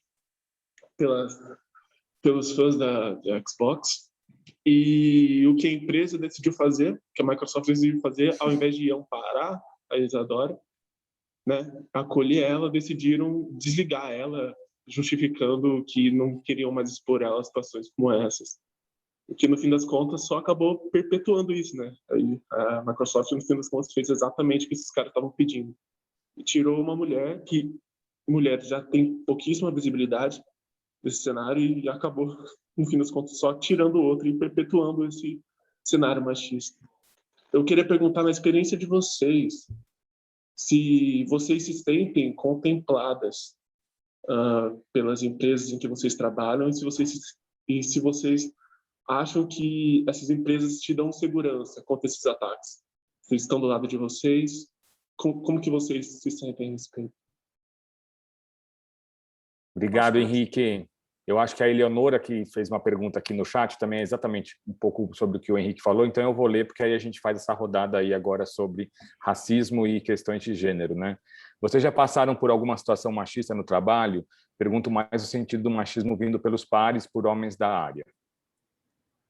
Bom, eu acho que, não sei, posso começar, né, falando com relação à Boa. pergunta do colega, que eu esqueci o nome, como é que é o nome dele, gente? Que fez Henrico. Henrico falando. Esse caso da Isadora Basile foi absurdo, assim, um negócio que eu lembro que quando aconteceu, eu falei, mano, não é possível, velho. Eu não tenho uma pessoa que pensa dentro da empresa para falar, gente, não é assim. É um negócio assim que foi completamente louco, mas respondendo à pergunta, puxando para o meu lado específico, que hoje eu trabalho também para uma empresa, uma desenvolvedora, né? Então eu acho que eu tenho propriedade para falar nessa questão que ele perguntou do que eu sinto a respeito da Ubisoft. Eu fui a primeira mulher no mundo a ser comentarista de Rainbow Six Siege. Então, assim, não tinha ninguém. Eu fui a primeira. Então, quando eu estava para ser anunciada, eu estava assim, mano, não tem uma mulher no mundo, não é assim no Brasil, não tinha na Europa, não tinha nos Estados Unidos. Eu falei, mano, vão vir para cima de mim com a calibre 12, né? Tô lascada, assim. Então, eu fiquei com muito medo, assim, realmente na época, só que eu comecei no Rainbow Six já na comunidade, então a comunidade já me conhecia um pouco. Para quem não sabe, o Rainbow Six, na verdade, ele tem alguns programas de cast da comunidade, então você consegue fazer alguns campeonatos amadores antes de você chegar, de fato, na Ubisoft Brasil. E então eu acho que, assim, quando eu fui entrar na Ubisoft, eu questionei isso, inclusive, quando eles me chamaram fazer na época o Guizão estava saindo, que era um dos casters oficiais, e eles falaram, não, a gente quer você. E aí eu falei, tá, não tem nenhuma mulher no bagulho, assim, você é a primeira, a gente lá fora só tem homem, aqui só tem homem, como é que vai ser? E aí eu sei que a Ubisoft tem diversos problemas também, não passo pano para a Ubisoft, a gente sabe que lá fora, principalmente, a Ubisoft já sofreu vários tipos de denúncia também, então, assim, não dá para eu chegar e passar pano aqui, por mais que eu trabalhe para a Ubisoft, mas a minha experiência na Ubisoft Brasil, que é a Ubisoft daqui, que é a nossa representante, cara, eu não tenho o que reclamar. Eles foram realmente muito acolhedores comigo, a gente sempre teve todo um plano. Lógico, tem um monte de hater, tem um monte de cara que ainda fica falando besteira, mas a Ubisoft sempre me deu o apoio, talvez a Domi possa falar também por essa experiência que ela teve na UB também, mas eu só trabalho com homens, né, tirando ali as apresentadoras na parte técnica do jogo, são 3 duplas, eu sou a única mulher. Então, eu nunca passei por nenhum tipo de experiência, graças a Deus. Eu sei que é um privilégio, na verdade, meu, e isso também, infelizmente, mas em termos da Ubisoft Brasil, a Ubisoft sempre teve essa preocupação, que a comunidade também não é uma comunidade fácil. A própria Domi entrevistou a Mila recentemente, que chegou a trabalhar com Rainbow Six e sofreu bastante, um pouco ao contrário do que aconteceu comigo, assim, porque eu fui muito bem recebida pela comunidade e sou até hoje, por mais que eu ainda tenha uma coleção de haters também que me acompanham, sempre por aí. Mas a Ubisoft sempre me deu todo o suporte que eu precisei. Eu acho que isso foi uma coisa que eu exigi também. Quando eles me contrataram, quiseram me contratar, eu falei, tá, mas e aí? Como é que a gente vai fazer quando eu for anunciada? Eu sou a única mulher, querendo ou não, eu vou precisar de mais suporte do que os caras podem falar um monte de abobrinha lá que ninguém vai nem ligar, e se eu falar qualquer vírgula fora do tom, eu vou ser crucificada. Então, como é que a gente vai fazer isso? E aí a gente sempre vem trabalhando. Lógico, é perfeito? Não é perfeito. Eu acho que a gente tem muito ainda a caminhar e eu sempre bato lá dentro em cima disso. Eu sou chata do rolê, ficar enchendo o saco dos caras mesmo, falar, não, a gente vai fazer isso, vai fazer aquilo. Mas eu acho que, na minha visão, isso é uma visão pessoal minha, Vitória Rodrigues, não posso falar por outras empresas, estou falando pela minha experiência pessoal. Hoje eu me sinto contemplada. Hoje eu consigo trabalhar com colegas de trabalho que me respeitam. Lógico que a gente também tem que exigir respeito, eu acho que entra nessa questão, principalmente com relação à comunidade, né? Então, acho que, do meu ponto de vista pessoal, eu me sinto contemplada sim, mas a gente ainda tem sempre que melhorar, né? Eu acho que esse debate é realmente não deixar passar, é ficar em cima, é cobrar os caras, é fazer merda. cobrar, que nem a Ubisoft tem um campeonato feminino e várias vezes tiveram várias coisas que foram mal administradas e que eu lá dentro, a minha posição me permite fazer isso, chamar atenção e falar, mano, isso não foi legal, a gente tem que fazer de outro jeito. Eu acho que essa é a nossa posição realmente dentro do cenário, de cobrar e fazer com que isso seja uma realidade, não só para mim, que eu sou privilegiada hoje, mas para todas as mulheres. Eu acho que a gente fazer esse privilégio que eu tive, que eu tenho, virar uma realidade dentro de todas as profissionais mulheres do mercado. Cara, eu não consigo nem imaginar o que é você receber uma quantidade absurda de mensagens te criticando pelo simples fato de você ser mulher, assim, ainda bem, mas como a Vicky falou, eu entrevistei a Mila esses dias, está lá no site da Vibradora, se vocês quiserem ler depois, e ela contando, assim, que ela ganhou um reality show do Sport TV e apenas pelo fato de ser mulher, era um voto popular, então ela ganhou com votação das pessoas e ela recebeu milhares, milhões de críticas, assim, ganhou porque é mulher. Imagina como deve ser, né? Eu confesso que não sei como é, não tenho lugar de fala para falar sobre isso, principalmente na questão das mulheres negras, como foi a primeira pergunta, mas a gente olhar para essa mesa aqui, é muito claro que nessa questão a gente está muito atrasado, e não só mulheres negras, mas homens negros também, são pouquíssimos que têm espaço, que conseguem. E eu fico pensando assim nas oportunidades que eu tive, por exemplo, o UOL me liga, tá, faz um teste. E se eu não tenho uma internet boa? Se eu não tenho uma família, que eu estou na casa da minha mãe que tem um computador? Eu não faço nem o teste, é óbvio que eu não vou ter essa chance. Então, a gente está muito, muito atrás. Eu tenho total consciência do privilégio de ter essa família e de ser branca e loira no jornalismo, assim, que eu não estaria aqui falando para vocês se eu não fosse assim, e cabe a gente também a se perguntar, né, sobre... há um tempo atrás, eu estava no meu Instagram e eu falei, gente, eu só sigo gente branca, olha que louco. Eu comecei a procurar gente negra porque é um absurdo a gente ter só referências brancas, né? Agora, sobre o machismo que a Vicky falou, eu não sofri muito com isso quando eu entrei na Ubisoft. Todo mundo me falava, a comunidade é tóxica, cuidado, cuidado, cuidado, mas eu acho que eu fui super bem recebida, não posso reclamar.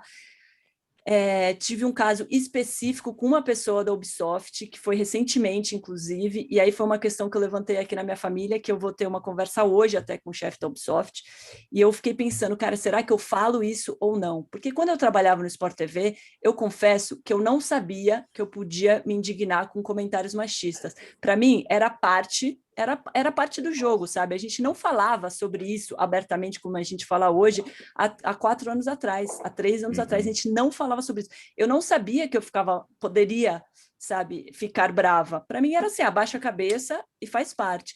E aí, diante desse comentário muito machista, e foi na frente de todo mundo, assim, a pessoa não teve vergonha de falar, eu fiquei me perguntando, será que eu levanto essa questão com o chefe hoje, já que eu vou sair também? Será que eu levantaria essa questão se eu não estivesse saindo da Ubisoft?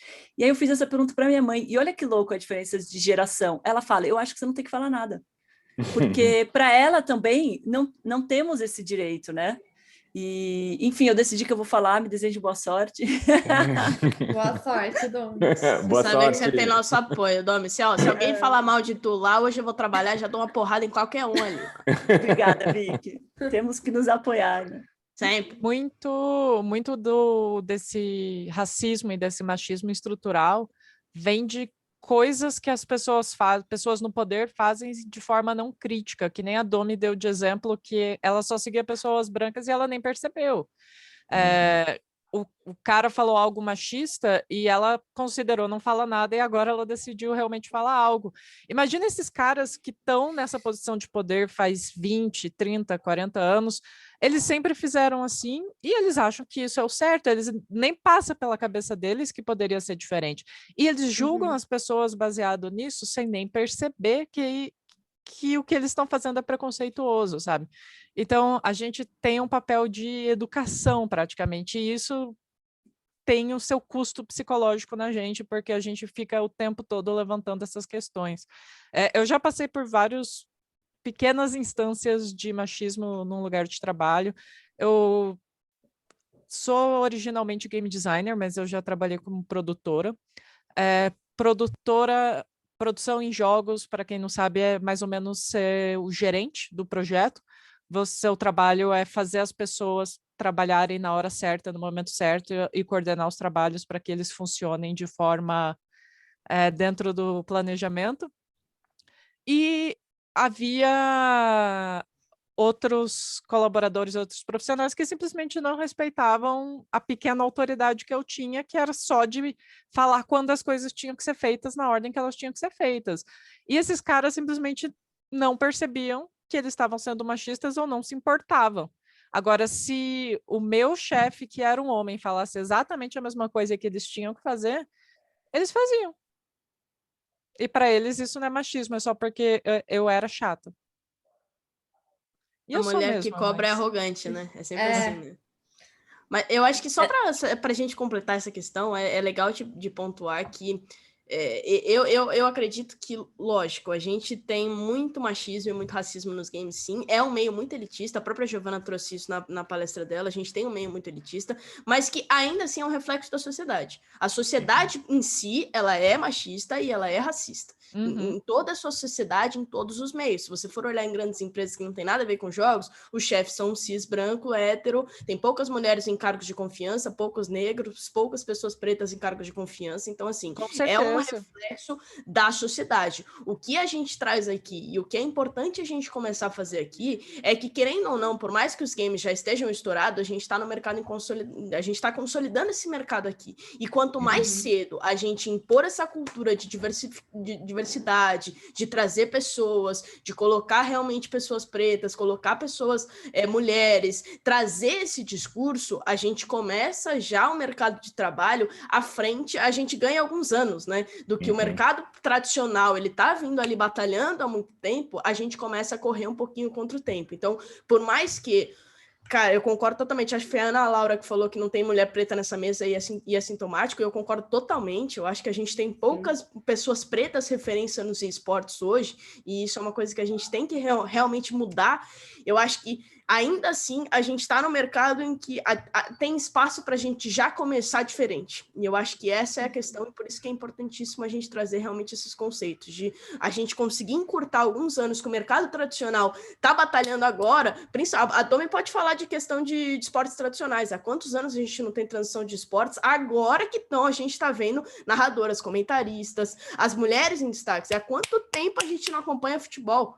Agora que os esportes estão crescendo, a gente está encurtando um pouquinho esse trabalho. Então, acho que é importantíssimo a gente agora já começar a fazer esse trabalho para a gente não perder tanto tempo que nem eles perderam. E uma coisa muito legal do que a Vicky falou, realmente é um reflexo da sociedade. Só que em jogos a gente está problematizando, enquanto em muitas áreas essa problematização não está vindo. Desculpa ter te cortado, Gil. Não, eu ia complementar. Eu sou mais da redação mesmo, e assim, eu já trabalhei em redação tradicional e redação assim, mais moderna, né? De internet, de jogos. E, meu, assim. Isso é um chato que sim, tem incel, tem essa extrema-direita, tem esse chorume, mas o que a Vicky e a Thaís falaram, a gente pelo menos problematiza, a gente tá vendo que tá tendo movimento, a gente consegue acelerar, e assim, eu acho que também os games, eles abraçaram muito o meio de internet, né, que é onde que surgiu esses diálogos, isso é muito importante. Da parte de questões raciais, né, não tem nem prioridade para falar, mas tô vendo que agora que tá começando a ter jornalistas na área, né, como o Queiroga, que é um queridíssimo, que ele foi da Globo Esporte, foi da ESPN, agora tá fazendo freela pro Start, ele entrevistou mesmo... Meu colega de faculdade, inclusive. Olha aí, viu? Temos faculdade juntos. Ai, que massa. Então, e assim, ele fala sempre, né, da causa negra, né, e assim, nos games dá pra ver isso, né, que no Valorant, assim, agora tá tendo vários personagens negros, como a Raze, que é do jogo de FPS, e é muito louco, porque o ano passado ele só comentou assim, feliz que agora eu tô jogando com a Raze, né, com uma personagem negra, e que, inclusive, ela é baiana, sabe, quando você vai ver isso num jogo, né, e, meu, ele levou tanto hater, assim, mas, ao mesmo tempo, ele teve também muitas mensagens de apoio, né, apesar dessa onda de ódio, e ele até recebeu mesmo a atenção do Emicida, porque o Emicida também fala muito sobre isso, ele até mesmo ele fez um show durante um CBLOL, ele é gamer, então é muito massa que ele conseguiu ter conquistou, né, esse espaço que é muito difícil, né? Eu acho que para nós mulheres a gente tem que se provar 2 vezes para ser capaz do nosso trabalho, a população negra é tipo 3, 4 vezes mais, sabe? Então, isso ainda é uma grande barreira. Eu confesso que eu conheço poucos profissionais jornalistas que são negros e que cobrem a área, que têm muita dificuldade. Mas eu vejo que isso também está começando a crescer também, principalmente com a popularização do Free Fire, que é um jogo mobile que, assim, é um absurdo quanto que tem de audiência, assim. Eu acompanhei um pouco do Free Fire pela Loading e, cara, os números, assim, são gigantes, assim. É muito impressionante e é incrível como é um jogo que ele consegue ser divertido, mas também consegue ser acessível, porque ele é um jogo mobile, então você não precisa ter um PC de última geração para rodar, ou um celular gamer com luzinha e tudo. Não, cara, você pode rodar em qualquer lugar, você pode, mesmo não ter uma internet tão boa, ele roda super de boa, sabe? Então, até mesmo o Mundial de Free Fire que aconteceu, ele teve audiência na casa dos milhões, sabe? É muito impressionante como ele movimenta, né, esse mercado e como está surgindo uma nova geração e que está pegando pessoas de comunidade e tudo mais. Você levantou hoje... desculpa. Pode falar, Dami. Esse ponto que você levantou é muito legal, porque é mais do que uma questão racial, uma questão econômica, né? Se a pessoa não tem dinheiro, ela não consegue entrar no meio. E eu fiz uma live com o Queiroga até, e ele falou assim, é muito legal tudo isso está acontecendo, MC e tal, mas aí as pessoas só vêm falar comigo sobre a questão racial. E eu quero falar do jogo, eu quero falar, né? Olha que louco isso. Eu acho que... Só para concluir essa questão, acho que até a própria... Deixa eu só conferir o nome dela aqui, que eu acho só para a gente fechar esse assunto, a Júlia também que postou aqui, se a gente já sofreu alguma atitude machista por mulheres, e eu acho que a gente só queria puxar essa pergunta, porque entra exatamente no que a gente está falando, que o machismo, ele é estrutural e ele é um reflexo da sociedade, então nós mesmos, mulheres, a gente reflete também algumas atitudes machistas, e eu acho que eu posso falar que eu já fui machista em várias situações, e que eu parei e pensei, não, mano, isso é errado, eu sou uma mulher, eu não posso falar assim de outra mulher, não é assim que funciona. Então, assim, eu acho que a gente está em constante trabalho de evolução. Eu só quis trazer essa pergunta da Júlia, peço até perdão aí, professor, que eu atropelei o bagulho aqui, só para a gente fechar esse assunto, porque realmente entra muito nessa questão, que a gente muitas vezes reflete esse comportamento da sociedade machista. Acho que principalmente ali, a Domi também, que faz parte do futebol, quantas vezes ela não deve ter passado por situações em que nós gente, essa semana o caboclo da CBF também nessa demissão, nesses áudios grotescos, e eu vi mulher defendendo também. Isso, assim. Nem foi tão machista.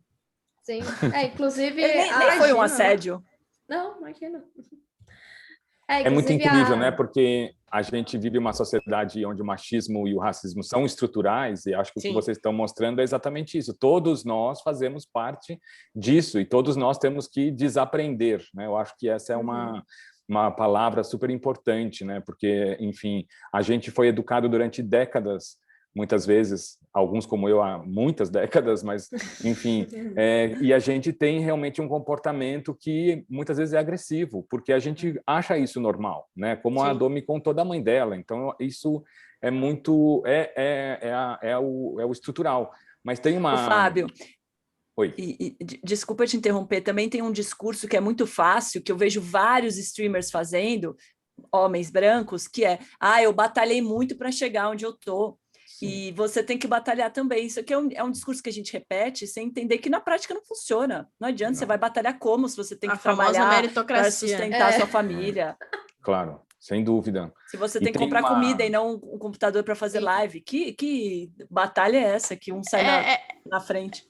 Não reconhecer os privilégios, né? Eu acho que até a Gil citou o Queiroga e ele fala, eu li uma coisa que ele falou, assim, eu acho que não foi nem ele que falou, mas eu vou dar os créditos por onde eu vi, que foi no perfil dele, é que a gente entender que só o fato de eu ser branca, eu já sou racista. A gente já eu sou racista naturalmente, a sociedade me fez assim, então não é, porque o branco ele fica muito ofendido quando chamam a gente de racista, né? Não, eu não sou racista, porque...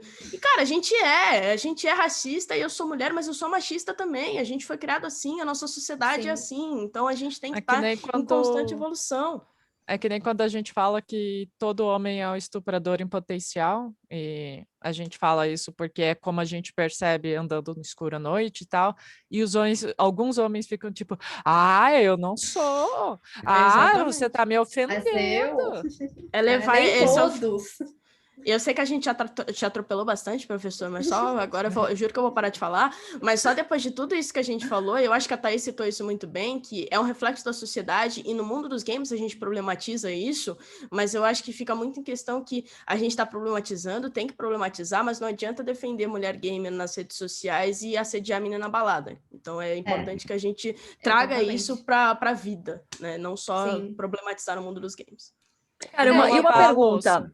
Óbvio que eu não tenho saído muito, não posso falar assim com propriedade, mas eu senti esses dias andando com um cachorro aqui, que eu tenho sido muito menos assediada na rua. Vocês estão com essa sensação?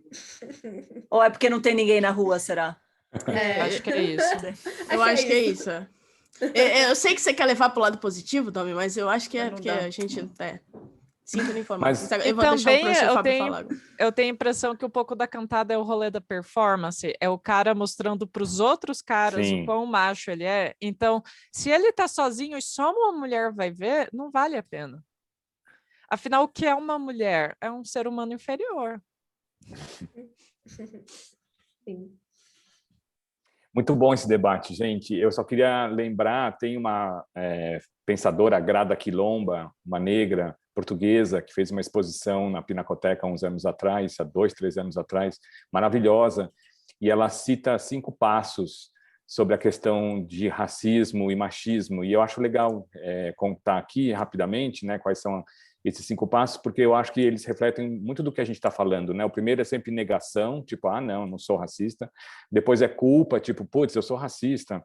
Depois é vergonha de perceber isso, e aí é o reconhecimento, não, sou machista, realmente tem que ver. E o quinto é a reparação, que eu acho que é esse o momento que a gente, de certa maneira, está falando aqui, né, e de como é importante a gente ter uma atitude, porque não adianta a gente só falar assim, é machismo estrutural e ponto, né? Ou seja, a gente tem, de fato, ou racismo estrutural, que ter uma ação proativa, né? Especialmente nós, brancos privilegiados, que estamos num lugar que realmente a gente chegou porque a gente é privilegiado, não tenhamos dúvidas disso, né?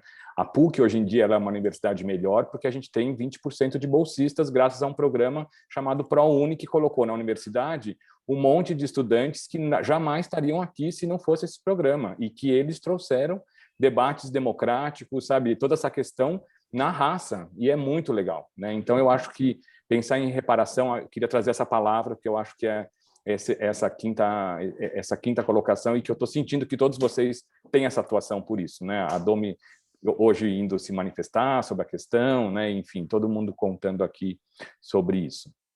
Muito legal, gente. Tem um livro maravilhoso também que abriu muito já que a gente está nessa dica, tem da Djamila Ribeiro, Quem Tem Medo de Feminismo Negro. Para mim foi muito fundamental, assim, se vocês puderem ler, eu gostei muito. Que também tem outra coisa, quantos autores negros a gente lê? Também fiz essa pergunta. A Djamila é nossa professora aqui do curso de jornalismo desde o ano passado, dá uma disciplina de jornalismo contra-hegemônico, e é professora convidada. Vou até me ingressar de novo no jornalismo. Muito legal. Bom, temos perguntas. A Flávia Cury tinha pedido para falar, já vi que você está aí, então você pode falar, Flávia. Tudo bem, querida? Olha, bom, gente, primeiro obrigada, porque tá maravilhosa. Ficava aqui escutando a sempre inteira, assim. E entra um pouco no que o Iero falou aqui. A pergunta para a Giovana, que essa coisa da loading, como foi? Porque eu fiquei muito chateada que acabou, achava tão incrível trazer para pessoas que não tinham tanto contato com a internet, não estavam ali, tipo, na TV para todo mundo. E como foi essa aí, trabalhar lá, e também todo o caos que aconteceu? Vou aproveitar e colocar só um minutinho. Desculpa, a pergunta do Fabrício aqui também, que é um pouco específica, porque ele fala assim, olá, tudo bem com vocês? Bom dia. Tem uma pergunta por texto mesmo, minha câmera não está funcionando. A pergunta vai para a Vicky, envolvida ao Rainbow Six. Sou apaixonado nesse jogo, narro jogos de campeonato, também faço lives pelo Twitch jogando no Ranked. Tenho 2 perguntas. Por que a UB não dá muita importância para Xbox e PS4? Por que não dá para ser pro player jogando por esses consoles? Então, 2 perguntas específicas aí. Deixa a Giovana responder dela primeiro. Depois eu respondo essa. Que eu já respondo bastante essa pergunta também. Tá certo. Sobre a loading, foi um caso, assim, um pouco complicado até, um pouco triste de uma certa forma, porque estou fazendo acompanhamento psicológico ainda sobre isso, porque pegou todo mundo de surpresa, sabe? Foi um pouco surreal pensar, porque... só para terem um pouco de contexto, assim, eu não entrei desde o começo, que foi lá para novembro, eu entrei em fevereiro, final de fevereiro. Eu fiz o MVP, que era o programa de esportes, então já tinha umas certas barreiras, assim, desafios, por conta que antes do MVP tinha outro programa de esporte chamado Metagaming, e a equipe inteira foi demitida por conta de censura do canal, enfim, houve uma treta. Eu não tenho nada a ver com essa treta, e assim, se você quiser saber mais sobre coisas do metagaming, aí é com as outras pessoas. Mas o caso é que assim, a minha equipe, né, que tinha o pessoal que fazia esse programa, a gente teve alguns desafios, porque a gente nem estreou em estúdio, a gente já começou no home office. Lá na primeira semana, a apresentadora, né, a Ana XD, ela pegou Covid, então, assim, foi super delicado. Mas a gente conseguiu, cara, a gente fazia das tripas coração o programa, literalmente, fazia muitos esforços para ir ao ar, mas ao mesmo tempo foi muito gratificante e era muito legal, era maravilhoso poder... A gente tem pessoas do Metagame presente. Prazer, Maria. Eu não te conheci, mas é uma guerreira na Lodi. Conheci o Cake também, que o Cake também foi o Kaique foi o nosso produtor, tanto do Metagame quanto do MVP. E ele, coitado. E, assim, foi muito incrível, sabe? Eram pessoas que eu já acompanhava antes, que vieram para a Lodi, acreditavam, sabe? Então, eu vim da Record e eu sempre quis trazer esses assuntos nerds para Record, mas era muito complicado, né? Porque era um público que não batia muito com o público gamer. Então, assim, isso foi muito... Assim, a gente pensou, cara, ter um canal para falar sobre isso 100%, 24 horas, era um sonho, sabe? Era tipo uma próxima MTV, a gente tava fazendo histórias e aí... Teve, assim, foi muito de repente, tanto que no dia da demissão, assim, a gente teve uma reunião à tarde sobre pautas da próxima semana, coisas do final do mês de junho, para vocês terem uma noção de ideias de pauta que a gente estava fazendo, de programação, de convidado. Aí depois de 2 horas a gente teve uma reunião, assim, que era mais urgente e deram a notícia. E foi muito triste, assim, a gente depois bloquearam os canais e tudo, os vídeos ficaram no privado, né? Então, assim, é como se quisesse, tipo, apagar que a load existiu, sabe? Isso é muito, assim, um pouco difícil de digerir. É claro que a gente, os ex-loaders, criamos um grupo, estamos aí se apoiando, né? Vendo o que vai fazer agora.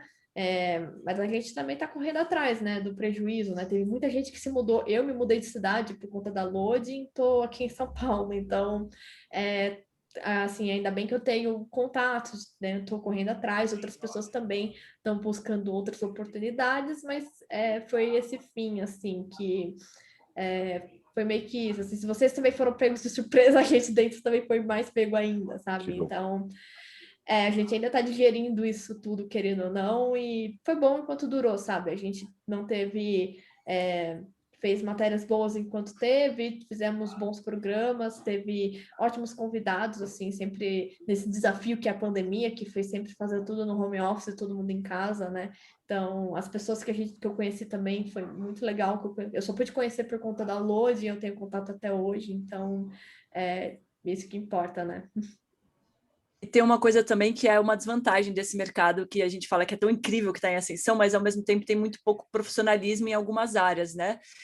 Por exemplo, os jogadores do Rainbow Six, que eu tenho propriedade para falar, que são caras que são top do mundo, e eles não conseguem dar uma entrevista direito para a câmera no pós-jogo, porque não tem ainda essa cultura, não tem o assessor de imprensa, e é aquele negócio, é o lado ruim e o lado bom que caminham juntinhos, porque ao mesmo tempo você tem acesso a esse jogador muito mais facilmente do que você tem um jogador da seleção brasileira de futebol, por exemplo. Então é um momento da gente aproveitar e tentar deixar um mercado para a gente, né, para os jornalistas mais profissionais, né? Sim, e também é muita falta de assistência de media training, isso é um desafio. Na Lode, a gente trabalha com imagem, a gente trabalhava com vídeo, então, assim, quando é jornalista, sei lá, num portal, beleza, você entrevista ele, usa o gravador, ou mesmo manda essa resposta por e-mail e responde quando dá. Mas, nossa, assim, era muito difícil, porque eles não tinham essa noção de que se vocês entrevistar para a imprensa, você vai ter um maior alcance, você vai ter um pouco mais de visibilidade. Eles não entendem isso, então, e era muito triste que nem mesmo os assessores tinham esse pensamento. Então, eu lembro que eu tentei entrevistar um jogador que ele estava indo para o Mundial, e aí eu falei assim com o cara semanas antes, o assessor dele. Aí ele falou: a agenda tá cheia, né? Tá complicada. Mano, assim, ele já foi, ele voltou, tipo assim, minha matéria já tinha ido ao ar sem o cara, aí ele falou assim: então, né, ainda tá difícil, né, mas eu vou tentar falar com ele. Eu, tipo, desiste, já passou 2 meses, tipo, desencana. Aí ele, tá bom, então. E eu fico, gente, assim, tem que ter um treinamento, assim, isso ainda é muito complicado. Eu acho que os times mais organizados, pelo menos, eles têm esse treinamento. Eu vejo alguns jogadores que eles sabem, planejam melhor isso, mas tem uns, assim, que é muito difícil, assim. Para minha parte, eu posso dizer. Se alguém aí tem talento para media training, assessoria de imprensa, pelo amor de Deus, manda currículo para a Ubisoft, urgentemente. E só para... Não é farpa se for true, né? Mas só porque a gente estava falando da questão de donos da bola, depois vocês só pesquisam quem eram os donos da bola da Loading também. Vai fazer muito mais sentido tudo o que aconteceu. Então, e respondendo gente, a minha memória é péssima. Qual é o nome do menino aqui? Peraí, deixa eu pesquisar o nome do menino que mandou. Fabrício. Então, Fabrício, a questão é o seguinte.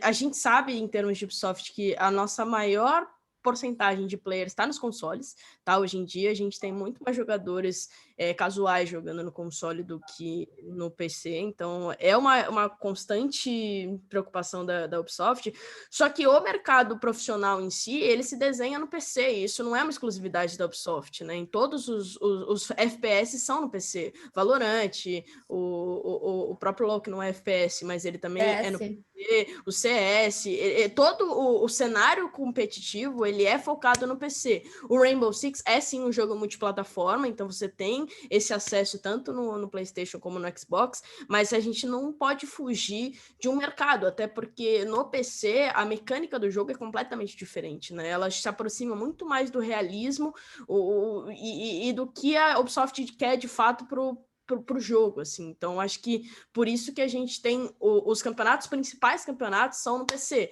mas a gente sabe que a grande maioria joga no console. A gente teve a Copa PlayStation no final do ano passado, que inclusive teve a presença do Fred dos Desimpedidos e do Anderson Silva, ex-lutador aí de UFC, que foi um grande campeonato que a gente conseguiu fazer. Temos planos para que esse campeonato venha de novo, a Copa PlayStation, e também poder fazer um campeonato para Xbox. Isso não está fora dos planos da Ubisoft, mas só respondendo a sua pergunta, assim, que não é que que a Ubisoft não dê atenção, é que realmente os campeonatos, o formato de esportes, eles acontecem no PC, né? Não só no Rainbow Six, como em todos os outros campeonatos. E além de que a gente representa a Ubisoft Brasil, e não dá para esquecer que a Ubisoft, na verdade, é uma empresa francesa, né? A gente, quem manda no rolê é a Ubisoft Internacional, né? O Ubisoft Brasil, a gente é uma multinacional, como qualquer outra empresa multinacional, a sede que realmente toma essas maiores decisões. Então, algumas fogem da nossa alçada, né? Por exemplo, a Copa PlayStation é uma Copa que a gente fez, Ubisoft Brasil, só a gente tem, lá fora não tem. Então, assim, em termos oficiais, né, campeonatos amadores eu não sei se tem, mas em termos oficiais de Ubisoft Brasil. Então, assim, pode ter certeza que a gente vai tentando achar sempre uma forma de contemplar os jogadores de console, mas a gente tem que seguir a linha do mercado, né? A linha do mercado são os campeonatos em PC. Cara, Vicky, uma pergunta para você. Você acha que a gente podia fazer um paralelo, por exemplo, como futebol? Porque você normalmente começa no futsal ou naquele campinho da pelada, e quando você vai para o campeonato profissional, daí você tem um campo de um estádio, o tamanho é diferente, a qualidade da grama é diferente. Eu vejo mais ou menos isso. O que você acha? É basicamente isso, assim. Você vê que, por exemplo, o futsal tem muito menos prestígio do que o futebol de campo, né? Então, acho que entra muito nessa questão. E é o que eu falei, a gente sabe que a maioria dos players vem do console. A gente tem, por exemplo, a line do MBR ali, praticamente os 5 jogadores começaram no PS4. Porque também é mais barato, né? Então, é uma forma de começar. Exatamente, porque infelizmente o Rainbow Six tem essa dificuldade no acesso à democratização, é um jogo que não roda em qualquer PC, você precisa ter um PC muito bom para jogar Rainbow Six, e isso é uma dificuldade que a gente enfrenta, na verdade, a gente sabe disso, a gente tem esse problema de otimização hoje no jogo Rainbow Six Siege, mas é o que eu falei, a Ubisoft ela tá atenta a isso, a gente tem que ir nessa opção de mercado, mas ao mesmo tempo a gente vai procurando maneiras de contemplar todo mundo, né? Toda a nossa comunidade Rainbow Six Siege, que vai além das pessoas que jogam no PC. Bom, gente, a gente começa agora a ir para o parte dos finalmente. A gente tem 10 minutos aqui do debate. E tem três inscritos aqui, segundo o Luca. Esses 3 inscritos que você colocou aqui, Lucas, são por vídeo? O Léo é o primeiro. Cadê Léo? O Léo ele mandou por mensagem. Se quiser, eu posso fazer a pergunta por voz. Você faz, por favor? Só recuperar aqui. Lá em cima. Eu achei. Achou? Depois é você que ia fazer? Tem um outro Luca. Sim. Então faz a sua, eu leio a dele. Tá, ok. A minha é um pouquinho antiga, que eu mandei um pouquinho mais para cima, quando a gente estava tratando a questão do machismo. Aí é mais voltada para a questão da Vicky. Quando ela entrou no Rainbow Six, se não me engano, ela apanhou um pouquinho da comunidade pela questão de acharem que ela é ruim, na questão da narração, de comentários, só que, obviamente, não era uma questão de machismo mesmo. Atualmente tem a Maria, que ela tá apanhando muito também, até que ela chegou a chorar acho que no Flame Invitational. Ela é de Porto Alegre e tá sofrendo com a distância que estão na família. Aí o pessoal batendo, você viu os comentários, até que teve que colocar chat só para emotes, para não poder continuar batendo na pessoa. Aí eu queria saber como que foi lidar com isso.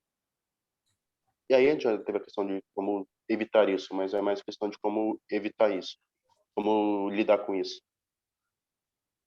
Posso responder já, professor? Você vai ler outra pergunta? Eu vou ler a do Léo e aí porque a Iero já tinha feito. Então, como foi falado mais cedo, o universo gamer ainda é majoritariamente machista e o trabalho de vocês é muito representativo. Alguma de vocês já recebeu feedback dizendo ser um exemplo para mulheres que querem entrar neste meio? Acho muito legal. Outro dia eu ouvi a Maju falando de como ela, como uma jornalista da Globo, né, acabou sendo uma referência para muitas crianças negras, né? Então, acho que um pouco essa é a pergunta aqui que ele está fazendo, e aí a gente encerra com essas 2 questões. Vamos lá, Vicky. Então, vamos lá. Eu acho que aconteceu sim, logo quando é o que eu falei, né? Quando eu entrei, eu já fazia um trabalho na comunidade, então algumas pessoas já me conheciam, mas lógico, quando você entra no oficial, o público aumenta, né? Eu fazia para a comunidade ali, então eu já criei a minha própria bolha. No momento que eu vou para a Ubisoft Brasil, você tem uma exposição muito grande. E eu lembro que um dos primeiros comentários que eu vi assim sobre ela falando, mas é mulher não manja nada de jogo. Como eu falei, né? Eu fui a primeira mulher no mundo a comentar Rainbow Six. Então, quem acompanhava Rainbow Six nunca tinha visto uma mulher comentando Rainbow Six da vida. Então, eu já sabia que isso poderia acontecer. E aí, muita gente fala... foi muito comum. Assim, minha primeira transmissão, eu li os comentários do chat. Mas é mulher, não sabe? E aí, no final, os comentários eram... Pô, ela é mulher, mas ela manja do jogo. Pô, ela é mulher, mas não sei o quê. E, tipo, como se o fato de eu ser mulher mudasse alguma coisa, né? Mas eu acho que é muito essa questão aí que o Luca comentou e, de fato, aconteceu. Mas, na época, assim, pra ser bem sincero, eu achei engraçado, assim, porque, tipo, mano, sei lá, assim, às vezes é uns bagulho que, não sei, eu acho que o meu mecanismo de defesa é achar que o pessoal não pensa direito, né? Não é possível um bagulho desse. E aí, depois passou, assim, como eu falei, eu ainda tenho a minha coleção de haters ainda, tenho um albinho de figurinha aí com os meus haters que marcam presença ali também, porque na verdade eu tenho uma teoria, né? Que o cara que é hater de verdade, que te persegue, na verdade ele é um apaixonado enrustido. Porque a pessoa que ela tá ali decidida a acompanhar o campeonato só pra te encher o saco, o cara é apaixonado por você, não é possível um negócio desse. Porque a pessoa que não gosta de você, eu pelo menos eu sou assim. Quando eu não gosto de alguém, eu não acompanho a pessoa. Eu não gosto, tá aí, eu não gosto do trabalho dela, o que é legítimo, tá? Eu não tô falando que as pessoas têm que me adorar. Vai ter pessoas que não vão gostar do meu trabalho como profissional e tá ok, tá tranquilo. Só que a pessoa que não gosta de mim, ela simplesmente não me acompanha, ou assiste no mudo, ou vai assistir na gringa quando eu tô lá e acabou. O cara que fica te enchendo o saco, no fim, ele é um apaixonado enrustido, eu tenho essa teoria, então... Sim, eu tenho essa minha coleção aí de apaixonados enrustidos que me enchem o saco constantemente. Mas, e com relação a Maria também, eu acho que a Maria também, ela veio de uma... Porque, por exemplo, a Domi, ela não manjava de jogo, mas a Domi já trabalhou no Sport TV, a Domi tem uma carreira muito grande, né? Dentro de toda... Velha, né, Vitória? Eu quis ser educada aqui. Consolidada, né, consolidada. É quando a gente fala que a pessoa já tem experiência, né? Ela já passou por muitos lugares. Então, a Domi, ela tinha um background muito grande. E a Maria não tem isso, né? A Maria tem 20 anos, ela tá começando agora. Eu acho que ela tinha um canal no YouTube, mas, assim, não era uma pessoa... Ela não tá ainda formada pra TV. Então, lógico que algumas coisas podem acabar acontecendo. Então, acho que o hate vem muito em cima disso, né? E é aquela coisa. Mulher não tem espaço para errar. Mulher não tem espaço para errar. O homem, quando ele tá cru, ele vai entrar, vão tirar um sarrinho e tal, mas beleza, ele vai passar, vai fazendo o trabalho dele, quando ele estiver pronto, vai falar todo mundo, caraca, o cara é bom, não sei o quê. A mulher não tem espaço para errar. Então, assim, qualquer vírgula fora do tom que a gente der, a gente é crucificada. Então, eu acho que fica muito evidente isso, muito. Começou lá comigo, lá atrás, quando eu entrei, era a minha primeira vez trabalhando como comentarista. Para vocês terem uma noção, eu comecei... O Rainbow Six foi assim, eu comecei fazendo na comunidade em 2019, que eu comecei com a minha carreira de comentarista. No final de 2019, eu estava no Ubisoft Brasil, 2 meses depois eu estava no Six Invitational, que é o maior campeonato de Rainbow Six do mundo. Então, assim, eu tinha meses de empresa e eu estava no maior campeonato de Rainbow Six do mundo. Então, eu não tinha o background que eu tenho hoje. Eu não tinha a mesma desenvoltura. Por mais que eu já tivesse trabalhado em TV, aquilo era novo para mim. Então, é normal que você vá ter um espaço, um delta de evolução. Só que quando você é mulher, você não pode ter esse delta, né? Você tem que entrar pronta já. Você tem que entrar 100% e você tem que já ser a melhor do mundo no que você faz, senão você não serve. Então, eu acho que da mesma maneira como isso aconteceu comigo lá no começo, a Maria que está começando agora, ela está passando por essa mesma questão. Então, acho que... eu não sei se tem uma maneira de evitar isso. Eu, pelo menos, você perguntou como é que eu lido com isso, eu sempre ignorei, assim. Para minha saúde mental, eu não leio chat, eu nem vejo nada, se falam besteira, eu não tô nem aí, eu tô ali para fazer o meu trabalho, eu me importo com o feedback das pessoas que realmente querem dar um feedback, né, um feedback construtivo. Se alguém vem na meu DM e fala, pô, Vicky, eu acho que você podia melhorar nisso, pô, da hora, vamos conversar, eu acho que isso é um feedback extremamente válido. Feedback das pessoas que trabalham comigo, dos meus superiores, eu acho que é isso daí que eu realmente... Da minha mãe sempre me dá feedback de mãe, né, a gente sempre tem que ouvir. Então, são esses os feedbacks que eu olho, assim, porque hater eu ignoro, finge que não existe, assim, só marca o carimbinho na coleção aí e entra na fila, porque não tem muito o que fazer. Então, na minha visão, acho que cada um vai encontrando a sua maneira de lidar, né? A minha é ignorar e seguir meu trabalho. Eu sei da minha caminhada, eu sei do que eu preciso fazer. Muitas vezes eu sei também onde eu erro, então acho que a gente vai tentando trabalhar sempre. É o que eu falei, eu postei até esses dias no Twitter que o caminho para você ser bom não é nem a prepotência nem a arrogância, né? Eu acho que ser forte é você ser humilde, reconhecer seus erros e entender que sempre há espaço para evolução. E é isso que eu sempre tento fazer, independente dos haters. Cara, isso é genial que você falou, porque o cara que entra para te criticar também é o cara que te dá audiência. É a hashtag Cala a Boca Galvão, que é isso. Até hoje, o Galvão é homem, está lá há 30 anos, ainda é criticado, mas quando é ele que faz o jogo, tem mais audiência. Então é isso, os críticos também nos fortalecem. Você é tudo apaixonado e enrustido, rapaziada. Já Olha, gente, incrível. Estamos chegando aqui 11h58. O André queria fazer uma palavrinha final. Cadê você, André? Oi. É que, na verdade, eu pensava que os líderes das mesas iam falar. Calma aí, deixa eu mudar minha câmera, que agora eu consigo colocar o celular. Não, eu só queria falar 3 coisinhas rapidinha. A primeira que eu achei legal que vocês falaram dos personagens negros, né? Que eu sou um menino negro e eu gosto muito de jogo desde que eu sou pequeno. E acho que para mim a coisa mais legal é jogo com personalização de personagem, porque eu sempre faço personagem negro e tento parecer comigo, porque eu gosto de sentir, sabe? Então quando eu lançou Valorant, eu não sou muito bom em FPS, mas quando lançou Valorant, eu só jogava de Fênix e Raze, né? Porque eu sei lá, eu gostava. Aí outra coisa também que eu queria falar é que na hora de fazer a pergunta eu estava mantendo a postura, mas Vicky e Domi, eu acompanho vocês, tanto que eu até mandei no grupo que a Flávia tá, que chegou a notificação das melhores jogadas que lançou agora no Rainbow Six, porque meu PC ele é bom, mas ele não roda Rainbow Six. Então eu só assisto os campeonatos desde a época do Zigueira. Então é bem antigo Grande até. Zig. Então, e eu gosto muito do trampo de vocês, eu acho muito legal. E a última coisa é que eu queria só agradecer mesmo a todo mundo, vocês e quem organizou, porque eu, por mais que eu seja um jornalista, eu não entendo tudo do jornalismo, por exemplo, de televisão. Tem nas aulas, o pessoal fala uns negócios que eu fico meio, eita. E aí, como eu sou um jovem ainda, você se sente um pouco burro, sabe? Você fica meio, pô, eu não estou Calma, vai ter entendendo tempo para nada. aprender. A faculdade é Então, para isso. Então, mas aí, quando vem uma palestra dessa, eu me sinto muito bem porque eu entendi tudo que vocês falaram. Eu entendo o mundo, sabe? Então, aí eu me sinto um pouco melhor. Então, é só isso mesmo que eu queria falar. Olha, André, se isso te consola, eu tive que dar um monte de Google aqui, porque eu não entendia um monte de coisas. Então, é normal não entender, fica tranquilo, esse é a sua linguagem. Quero agradecer muito a vocês todas, foi maravilhosa essa mesa, gente, empolgante, né? Inclusiva, foi lindo, parabéns, muito obrigado.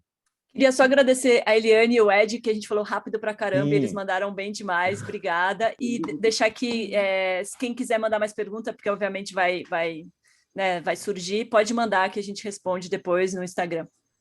Sim, sim. Ou no A Dona é Twitter sempre também. maravilhosa, né? Não tenho o que falar dessa mulher. Ela sempre fala tudo que eu quero falar. Foi lindo, porque a gente já tem essa muito sintonia, bom. né, Vicky?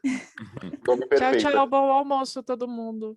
Obrigada. Valeu, gente. Obrigadão, Pode gente. mandar convite mais vezes, tá? Pode deixar, você vai vir mais, claro. fica tranquilo. Pós-pandemia também, com o encontro presencial, né? Finalmente. Boa, Oxe, gente. Bora. Com chopp. Tchau, tchau. Tchau. Tchau, gente. Gente, parabéns. E eu tô saindo para entrar nessa outra reunião agora, que eu já tô atrasado. Valeu, foi muito Perfeito. lindo. E se vocês puderem, Obrigado. entrem lá, gente, vai ser legal. Perfeito.